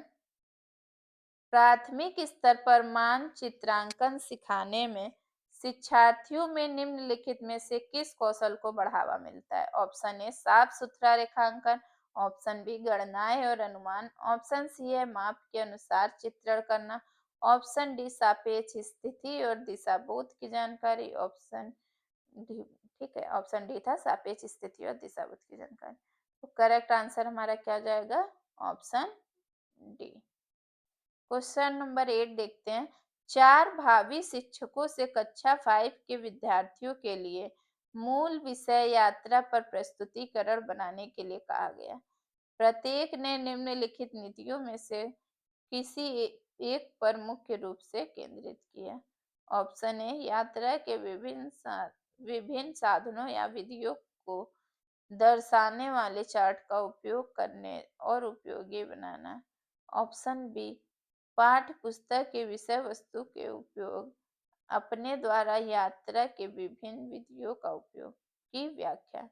ऑप्शन सी विद्यार्थियों से यात्रा के विभिन्न साधनों के चित्र एकत्र करके स्क्रैप बुक बनाने के लिए कहना। ऑप्शन डी है विद्यार्थियों से यात्रा में उपयोग किए गए विभिन्न साधनों के अनुभवों का वर्णन करने के लिए कहना। करेक्ट आंसर हमारा क्या हो जाएगा? Option D. क्वेश्चन नंबर 9 देखते हैं। कविता कक्षा 3rd के शिक्षार्थियों को जानवर हमारे साथी प्रकरण से परिचित कराना चाहती है। प्रकरण को और अधिक रोचक तरीके से प्रस्तुत करने के लिए निम्नलिखित में से कौन सी युक्ति सबसे अधिक उपयुक्त होगी? ऑप्शन ए शिक्षार्थियों को पाठ्य पुस्तक में जानवर के लिए चित्रों को देखने के लिए कहना। ऑप्शन बी विभिन्न जानवर के चित्रों को प्रदर्शित करने वाले चार्ट पर उसका प्रयोग करना। ऑप्शन सी विभिन्न जानवरों के चित्र को श्याम पट पर बनाना। ऑप्शन डी जानवर तथा उनकी उपयोगिता पर आधारित फिल्म प्रदर्शित करना। करेक्ट आंसर हमारा क्या हो जाएगा? Option D. क्वेश्चन नंबर 10 देखते हैं। एक शिक्षक पढ़ाते समय दृश्य श्रव्य सामग्री एवं शारीरिक गतिविधि का प्रयोग करता है क्योंकि ये ऑप्शन ए अधिगम वृद्धि में अधिकतम इंद्रियों का उपयोग करते हैं। ऑप्शन बी अधिगम को शिक्षक को आराम उपलब्ध कराते हैं। ऑप्शन सी प्रभावी आकलन को सुगम बनाता है। ऑप्शन डी शिक्षार्थियों को दिशा परिवर्तन उपलब्ध कराता है। करेक्ट आंसर हमारा क्या हो जाएगा? ऑप्शन ए। क्वेश्चन नंबर 11 देखते हैं। पर्यावरण अध्ययन की पाठ्य पुस्तक में रेलवे टिकट का एक नमूना दिखाएं। ऑप्शन ए निष्कर्ष पर पहुंचने की बच्चों की कुशलता का विकास करता है। ऑप्शन बी बच्चों को वास्तविक जानकारी से अंतःक्रिया करने का अवसर देता है, साथ ही अवलोकन की कुशलता का विकास करता है। ऑप्शन सी बच्चे को रेल के किराए के बारे में बताता है। ऑप्शन डी टिकट में प्रयुक्त विभिन्न संक्षिप्तीकरण के ज्ञान उपलब्ध कराता है। करेक्ट आंसर हमारा क्या हो जाएगा? पर्यावरण अध्ययन में अगर पर्यावरण अध्ययन की जो पाठ पुस्तक है उसमें रेलवे टिकट का एक नमूना दिखाना क्या होता है? बच्चे को वास्तविक जानकारी से अंतःक्रिया करने का अवसर देता है, साथ ही अवलोकन की जो कुशलता होती है उनका विकास करता है। ऑप्शन बी करेक्ट हो जाएगा। क्वेश्चन नंबर 12 देखते हैं। दोपहर के भोजन अवकाश के बाद पर्यावरण अध्ययन पढ़ाते समय आप यह पाते हैं कि बच्चे पाठ में रुचि नहीं ले रहे हैं, आप क्या करेंगे? ऑप्शन ए बच्चे को बाहर मैदान में खेलने के लिए ले जाएंगे। ऑप्शन बी बच्चों से कहेंगे कि वे डेस्क पर सिर रखकर आराम करें। ऑप्शन सी पाठ को रोचक बनाने हेतु बहुआयामी बुद्धि पर आधारित दृश्य और सामग्री का प्रयोग करेंगे। ऑप्शन डी प्रकरण को तुरंत बदल देंगे। करेक्ट आंसर हमारा क्या हो जाएगा? ऑप्शन सी पाठ को रोचक बनाने के लिए श्रव्य सामग्री का प्रयोग करेंगे। क्वेश्चन नंबर 13 देखते हैं। प्राथमिक स्तर पर पर्यावरण अध्ययन में मानव समुदाय सीखने सिखाने का एक महत्वपूर्ण संसाधन है क्योंकि ऑप्शन ए यह वास्तविक स्थिति में सीखने के अवसर उपलब्ध कराता है। ऑप्शन बी यह आसानी से उपलब्ध होने वाले संसाधन है। ऑप्शन सी इसमें समझदार और बुजुर्ग व्यक्ति होते हैं। ऑप्शन डी उपरोक्त सभी अवसर प्राप्त होते हैं। करेक्ट आंसर हमारा क्या हो जाएगा? ऑप्शन डी, उपरोक्त सभी अवसर प्राप्त होते हैं। क्वेश्चन नंबर 14 देखते हैं। निम्नलिखित में से अपेक्षित शिक्षण सामग्री कौन सी है? ठीक है, अप्रक्षेपित शिक्षण सामग्री पूछ रहा है कौन सी है। Option A film strip, option B chart, option C चित्र विस्तारक यंत्र, ऑप्शन डी है स्लाइड। तो करेक्ट आंसर क्या हो जाएगा हमारा? अप्रेक्षित, अप्रक्षेपित। ठीक है, अप्रक्षेपित शिक्षण सामग्री पूछ रहा है। तो कौन सी है हमारी अप्रक्षेपित शिक्षण सामग्री? Chart. Option A, sorry option B correct हो जाएगा, चार्ट। क्वेश्चन नंबर 15 देखते हैं। कौन सी प्रक्षेपित सामग्री है? Option A bulletin board, option B OHP, option C प्रतिमान, ऑप्शन डी है फ्लैनल बोर्ड। करेक्ट आंसर हमारा क्या हो जाएगा? ओएचपी, ऑप्शन बी जो है वो करेक्ट हो जाएगा। अगर आप लोगों को क्लास पसंद आ रही हो तो प्लीज लाइक जरूर करिएगा। क्वेश्चन नंबर, और आप लोग कमेंट करके बताइएगा कि कितना स्कोर किया। ये लास्ट क्वेश्चन है इस टॉपिक का। क्वेश्चन नंबर 16 है। पर्यावरण अध्ययन के लिए आप छात्रों को कौन से चैनल देखने का सुझाव देंगे? Option A national geography, option B discovery, option C animal planet, option D उपरोक्त सभी। करेक्ट आंसर हमारा क्या हो जाएगा? Option D. चलिए, ये यहीं पे समाप्त हुआ। इसका भी आप कमेंट करिएगा कि कितना स्कोर किया। फोर्थ चैप्टर है हमारा पर्यावरण शिक्षण का मूल्यांकन। अब पहले हम देखेंगे कि मूल्यांकन का अर्थ क्या होता है, मूल्यांकन और मापन में अंतर क्या होता है, इनके उद्देश्य क्या होते हैं। देखिए, मूल्यांकन वह प्रक्रिया होती है जिसके द्वारा अधिगम जो है उसकी उपलब्धि का पता लगाया जाता है। अर्थात शिक्षार्थी जो होते हैं उन्होंने प्राप्त ज्ञान को किस सीमा तक समझा है, उनकी बुद्धि का स्तर क्या है, उनकी अभिरुचि क्या है, यह पता लगाने के लिए बालकों की शिक्षा में मूल्यांकन और मापन जो होते हैं वो दोनों महत्वपूर्ण होते हैं। जो मूल्यांकन होता है वो किस पे निर्भर होता है? मापन पे। ठीक है, अब मूल्यांकन और मापन में हम अंतर देखेंगे। जो मूल्यांकन होता है उसका क्षेत्र जो है व्यापक होता है, और मापन जो होता है उसका वो क्या होता है? किसी एक गुण या चर का होता है। ठीक है, यानी कि उसका क्षेत्र संकुचित होता है। मूल्यांकन मापन के बाद होता है, और मापन क्या होता है? पहले होगा। मूल्यांकन जो है उसके बाद भविष्यवाणी संभव होती है, लेकिन मापन के बाद भविष्यवाणी करना संभव नहीं होता है। मूल्यांकन की स्थिति जो है वो आधारित होती है, यह जो मापन होता है वो अंक आधारित होता है। ठीक है, मूल्यांकन में घटना या तथ्य का मूल ज्ञात किया जाता है, और मापन में क्या होता है? घटना या तथ्य के विभिन्न परिणाम के प्रतीक निश्चित किए जाते हैं। अब देखते हैं कि मूल्यांकन करने का उद्देश्य क्या होता है। छात्र जो है उनकी उपलब्धि का पता लगाना, उनके विकास निरंतर हो रहा है कि नहीं, किस गति से हो रहा है, छात्रों की योग्यताएं, कुशलता और रुचि क्या है, उनका पता लगाने के लिए छात्रों को कहाँ कठिनाई आ रही है, विफलताएं और असफलताओं का पता लगाना, छात्रों के सीखने के लिए उपचारात्मक व्यवस्था प्रदान करना है, और शिक्षक को कुशलता एवं सफलता का पता लगाना। अध्ययन अध्यापन जो है उनको प्रभावशाली बनाना मूल्यांकन करने का उद्देश्य होता है। ठीक है, अब देखेंगे सतत और व्यापक मूल्यांकन क्या होता है। मूल्यांकन क्या होता है? बेहतर शिक्षा जिससे बेहतर भविष्य बने, बेहतर भारत बने। ठीक है, मूल्यांकन क्या होती है कि अध्ययन अध्यापन प्रक्रिया का एक अभिन्न अंग होती है। शिक्षण अधिगम प्रक्रिया का जो अंतिम सोपान होता है वो मूल्यांकन ही होता है। और सतत और व्यापक मूल्यांकन क्या है? सीबीएसई ने अध्ययन अध्यापन के मूल्यांकन हेतु सतत और व्यापक मूल्यांकन जो उसकी अनुशंसा की है। ठीक है, देखेंगे कि सतत मूल्यांकन क्या है। इस मूल्यांकन के द्वारा क्या होता है कि शिक्षार्थियों का सर्वांगीण विकास होता है।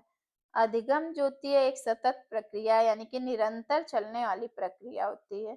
इसलिए शिक्षार्थियों का मूल्यांकन भी निरंतर होना चाहिए यानी कि सतत लगातार होना चाहिए। ठीक है। सतत मूल्यांकन 3 प्रकार से किया जाता है।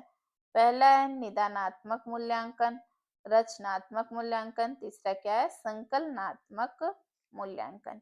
निदानात्मक मूल्यांकन में क्या होता है, जिनमें शिक्षार्थियों में अधिगम की प्रगति जो होती है, वो आशानुरूप नहीं होती है। ऐसे शिक्षार्थियों में अधिगम संबंधी जो समस्या होती है, उसका विश्लेषण करने के लिए इसका प्रयोग किया जाता है। इसके बाद उपचारात्मक शिक्षण प्रदान किया जाता है। निदानात्मक मूल्यांकन के बाद उपचारात्मक शिक्षण होता है। रचनात्मक मूल्यांकन क्या होता है? इसमें क्या होता है कि प्रगति का आकलन एवं निर्धारण किया जाता है अधिगम के, ठीक है। फिर परिणाम जो आता है उसके आधार पर शिक्षार्थियों को फीडबैक दिया जाता है। जो रचनात्मक मूल्यांकन है इसमें गृह कार्य, क्लास टेस्ट, असाइनमेंट वर्क जो होता है, क्विज टेस्ट आदि का प्रयोग किया जाता है। संकलनात्मक मूल्यांकन ये संपूर्ण जब सत्र की समाप्ति होती है उसके बाद किया जाता है। व्यापक मूल्यांकन क्या होता है? सतत मूल्यांकन शिक्षार्थी के जो व्यवहार के सिर्फ एक पक्ष जो होता है, वो संज्ञानात्मक पक्ष का मूल्यांकन करता है। परंतु जो व्यापक मूल्यांकन होता है, उसमें संज्ञानात्मक, भावात्मक और क्रियात्मक तीनों मूल्यांकन को शामिल किया जाता है। ठीक है। अब इसका महत्व पूछ रहा है क्या होते हैं? इसमें क्या होता है कि शैक्षिक और गैर शैक्षिक जो दोनों पक्ष होते हैं, उनका मूल्यांकन होता है। इससे शिक्षार्थी की जो कमजोरी होती है, उनका पहचान करके उसका निदान किया जाता है। उपलब्धि स्तर को बनाए रखने और ऊंचा उठाने के लिए प्रेरित करता है। उपचारात्मक शिक्षण विधि का प्रयोग करके शिक्षार्थियों की समस्याओं का समाधान किया जाता है और शिक्षक को सही कार्यनीति बनाने में मदद करता है। यह विद्यालय व्यवस्था की जांच करता है और नवीन परीक्षण तकनीकों को खोजने के लिए प्रेरित करता है। निरंतर मूल्यांकन होगा तो उससे सही दिशा मिलेगी, सही प्रयास और श्रेष्ठ परिणाम की कुंजी होती है। सतत और व्यापक मूल्यांकन की विधियां क्या होती हैं? साक्षात्कार, प्रश्नोत्तर, निरीक्षण, दत्त कार्य, पोर्टफोलियो, क्विज प्रतियोगिता, चेकलिस्ट हो गया, आवधिक परीक्षा। ये सब क्या है? सतत और व्यापक मूल्यांकन की तकनीक होती है। साक्षात्कार यानी कि इंटरव्यू के माध्यम से बच्चों के विचार जो होते हैं उनको जाना जाता है। प्रश्नोत्तर में प्रश्न करके बच्चों के बारे में जाना जाता है। ठीक है। निरीक्षण करके फिर दत्त कार्य यानी कि असाइनमेंट वर्क दिया जाता है। और पोर्टफोलियो क्या होता है? पोर्टफोलियो जो होता है ये प्राथमिक स्तर पर शिक्षार्थियों का आकलन करने का सबसे अच्छा तरीका होता है। इसमें बच्चे के द्वारा जो बनाए गए चित्र होते हैं, बच्चे का चित्र, स्व आकलन शीट जो वर्कशीट होती है, अभिभावक की आकलन शीट, सहपाठी आकलन शीट, उन सभी को शामिल किया जाता है।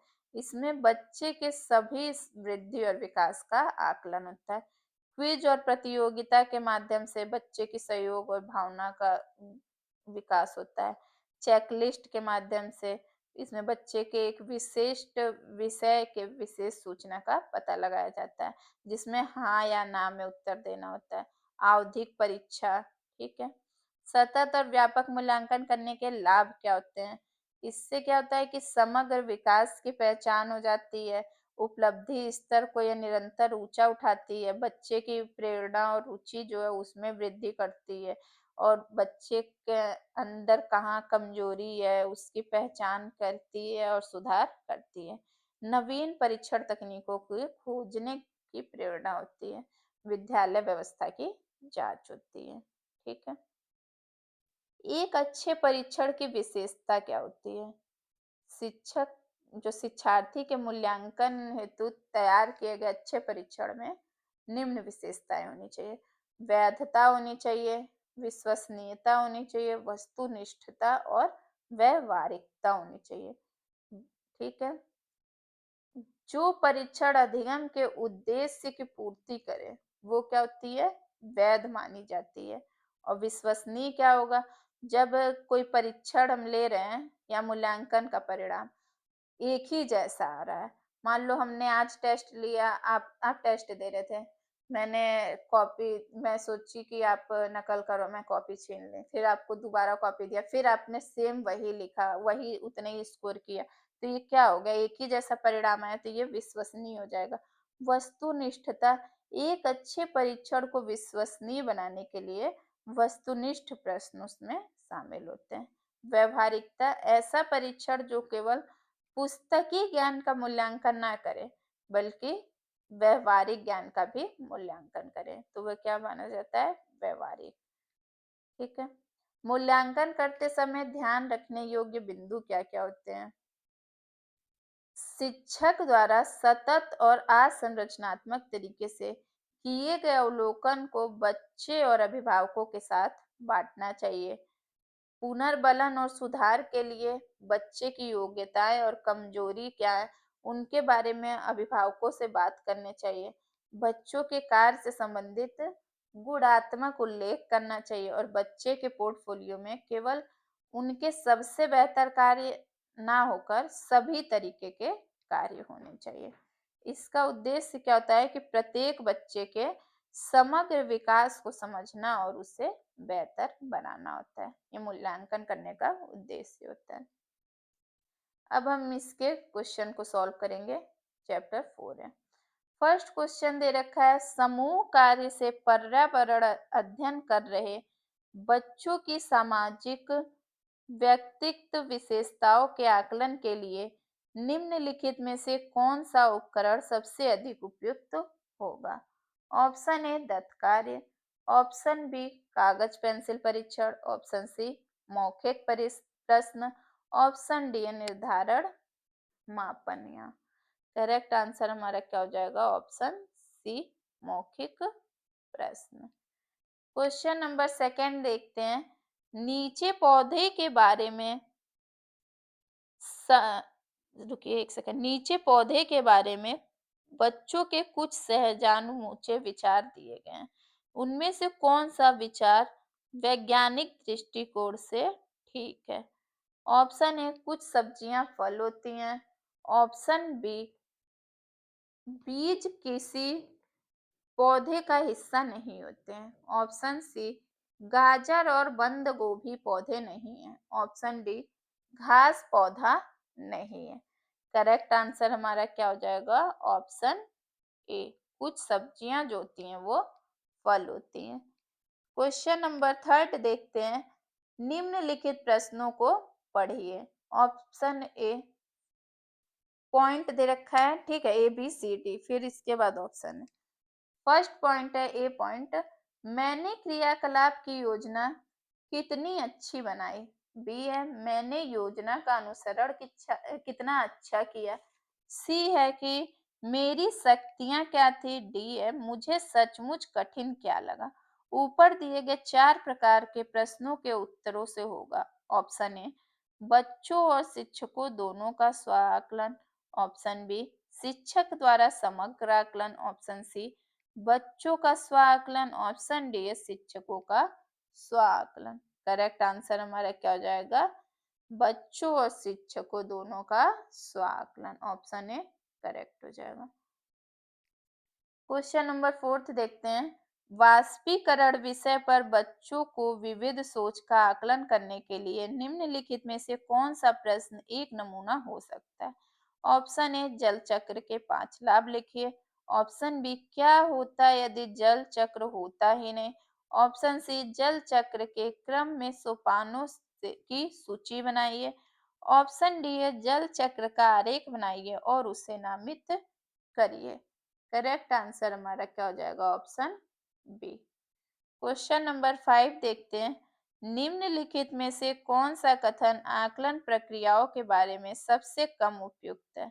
ऑप्शन ए बच्चों के पोर्टफोलियो में केवल उनके सबसे बेहतर कार्य ना होकर सभी तरह के कार्य होने चाहिए, ऑप्शन बी है बच्चे को निजी विवरण और व्यक्तित्व पृष्ठभूमि फीडबैक देना वांछनीय अभ्यास है, ऑप्शन सी है सीखने के संकेतकों और उप संकेतकों की सूची बनाना रिपोर्टिंग को अधिक विस्तृत बनाती है।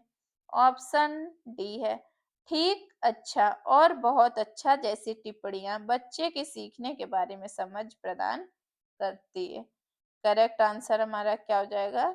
Option D. सबसे कम उपयुक्त क्या है पूछा था, तो ऑप्शन डी हो जाएगा। क्वेश्चन नंबर 6 देखते हैं। कक्षा फर्स्ट में पर्यावरण अध्ययन में शिक्षार्थियों के आकलन के बारे में निम्न में से कौन सा सही नहीं है? फर्स्ट पॉइंट है मौखिक परीक्षाएं, क्योंकि हो सकता है बच्चे लिखने में सक्षम ना हो।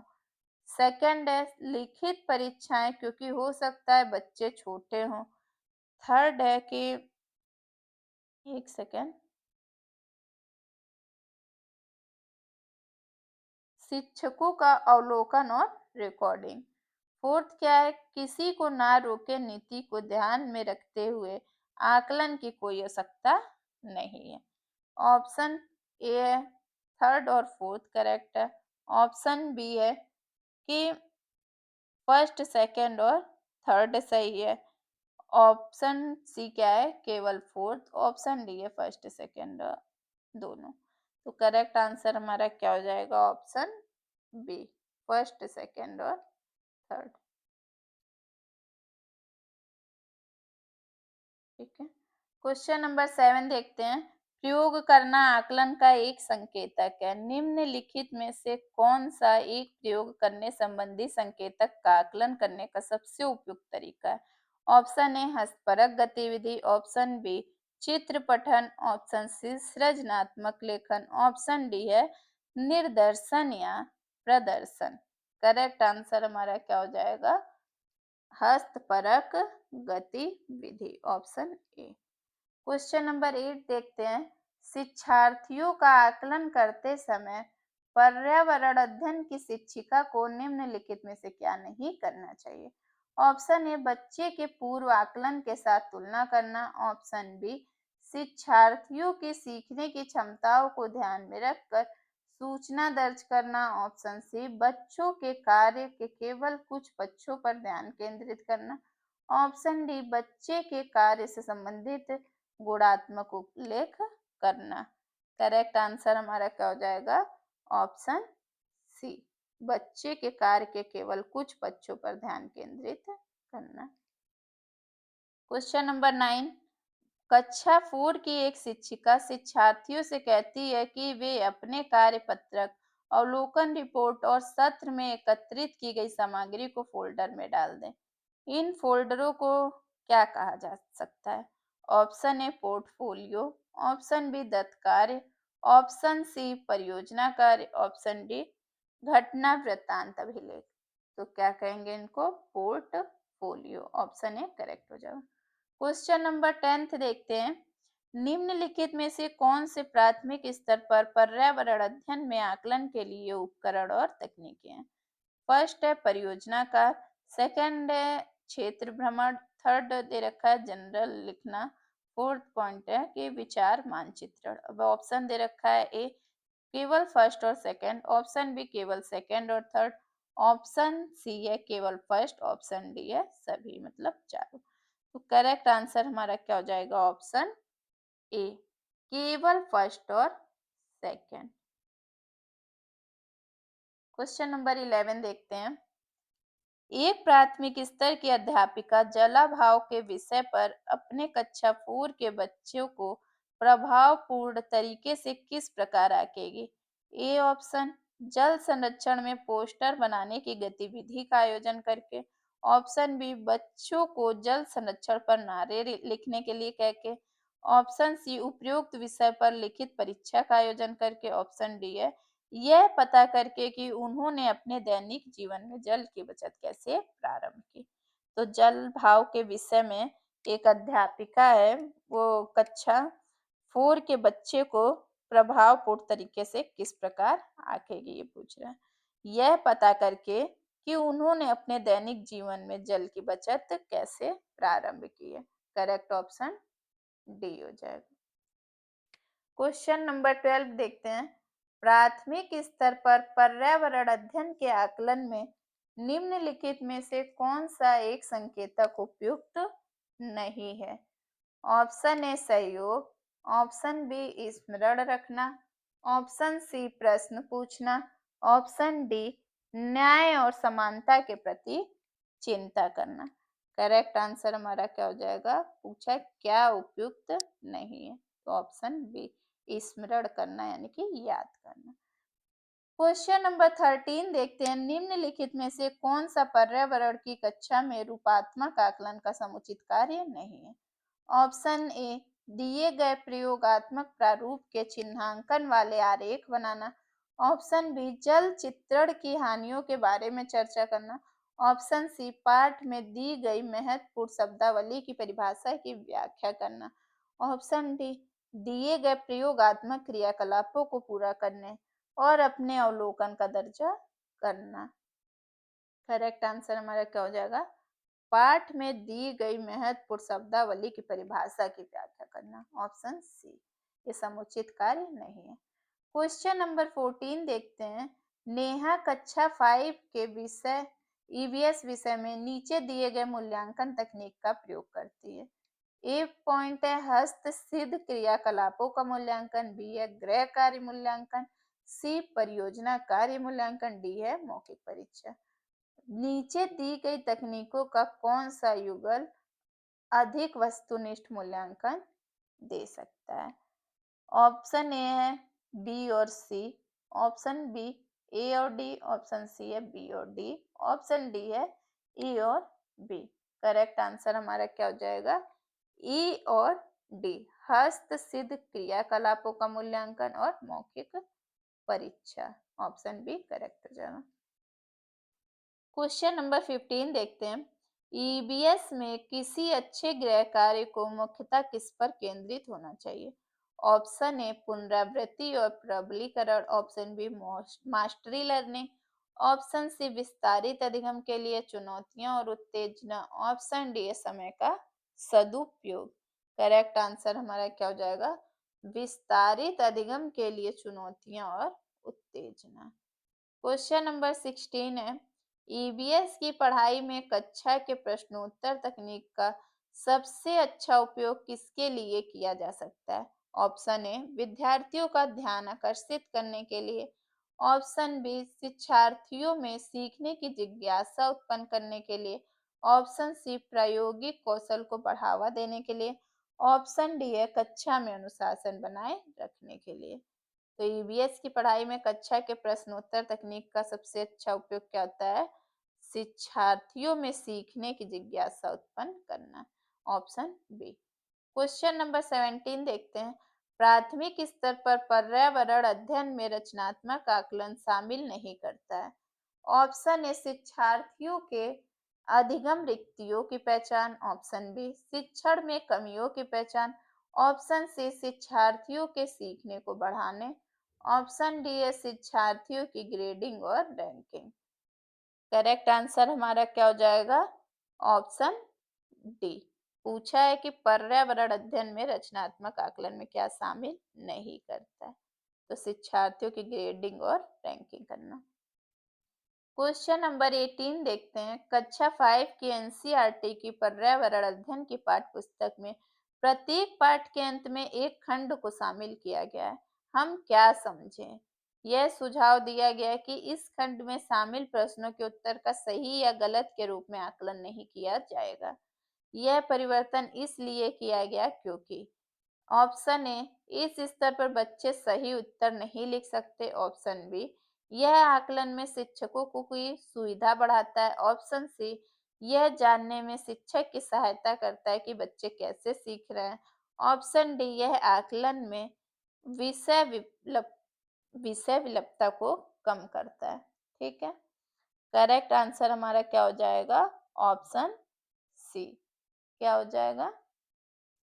ऑप्शन सी क्या है? यह जानने में शिक्षक की सहायता करता है कि बच्चे कैसे सीख रहे हैं। क्वेश्चन नंबर 19 देखते हैं, सहयोगात्मक अधिगम में पुराने एवं अधिक दक्ष विद्यार्थी छोटे एवं कुशल कम कुशल विद्यार्थियों का आकलन करते हैं, इसका परिणाम है। ऑप्शन ए उच्च उपलब्धि और स्वगरिमा, ऑप्शन बी उच्च नैतिक विकास, ऑप्शन सी है समूहों में द्वंद्व, ऑप्शन डी है गहन प्रतियोगिता। करेक्ट आंसर क्या हो जाएगा? उच्च उपलब्धि एवं स्वगरिमा। क्वेश्चन नंबर 20 देखते हैं। डिसलेक्सिया मुख्यतः डैश की समस्या के साथ संबंधित है। ऑप्शन है सुनने, ऑप्शन बी बोलने, ऑप्शन सी बोलने और सुनने, ऑप्शन डी है पढ़ने। तो डिसलेक्सिया किससे संबंधित होता है? पढ़ने से। तो चलिए आज की क्लास यहीं समाप्त होती है। आशा करते हैं कि ये आपको क्लास पसंद आई होगी और आप बताइएगा कमेंट करके कि आपने कितना स्कोर किया है। ठीक है? और आपको क्लास कैसी लगी ज़रूर बताइएगा कमेंट करके। और इससे पहले मैंने ईवीएस की मैराथन क्लास ली थी, उसको भी आप जाके ज़रूर देखिएगा कि आपको कैसा लगा क्लास में और आप स्कोर बताइएगा। तो आज की हमारी पेडागॉजी क्लास यहीं समाप्त होती है। उम्मीद है कि आज की पूरी क्लास से आपके कॉन्सेप्ट ज़रूर क्लियर हुए होंगे और आपके एग्जाम में क्वेश्चन को समझने का एक नया तरीका मिला होगा। अब आपकी ज़िम्मेदारी है आज पढ़ाए गए जो क्वेश्चन्स और कॉन्सेप्ट हैं, उनको एक बार बिना देखे रिवाइज़ ज़रूर करें। अगर आपको आज की क्लास हेल्पफुल लगी हो तो वीडियो को लाइक ज़रूर करें और अपने उन सभी दोस्तों के साथ शेयर करें जो भी सीटेट या टीचिंग एग्ज़ाम की तैयारी कर रहे हैं।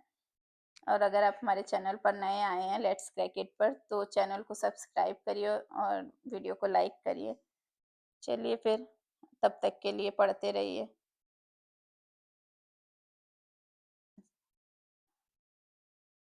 इस क्लास का पीडीएफ आपको टेलीग्राम ग्रुप पे मिल जाएगा।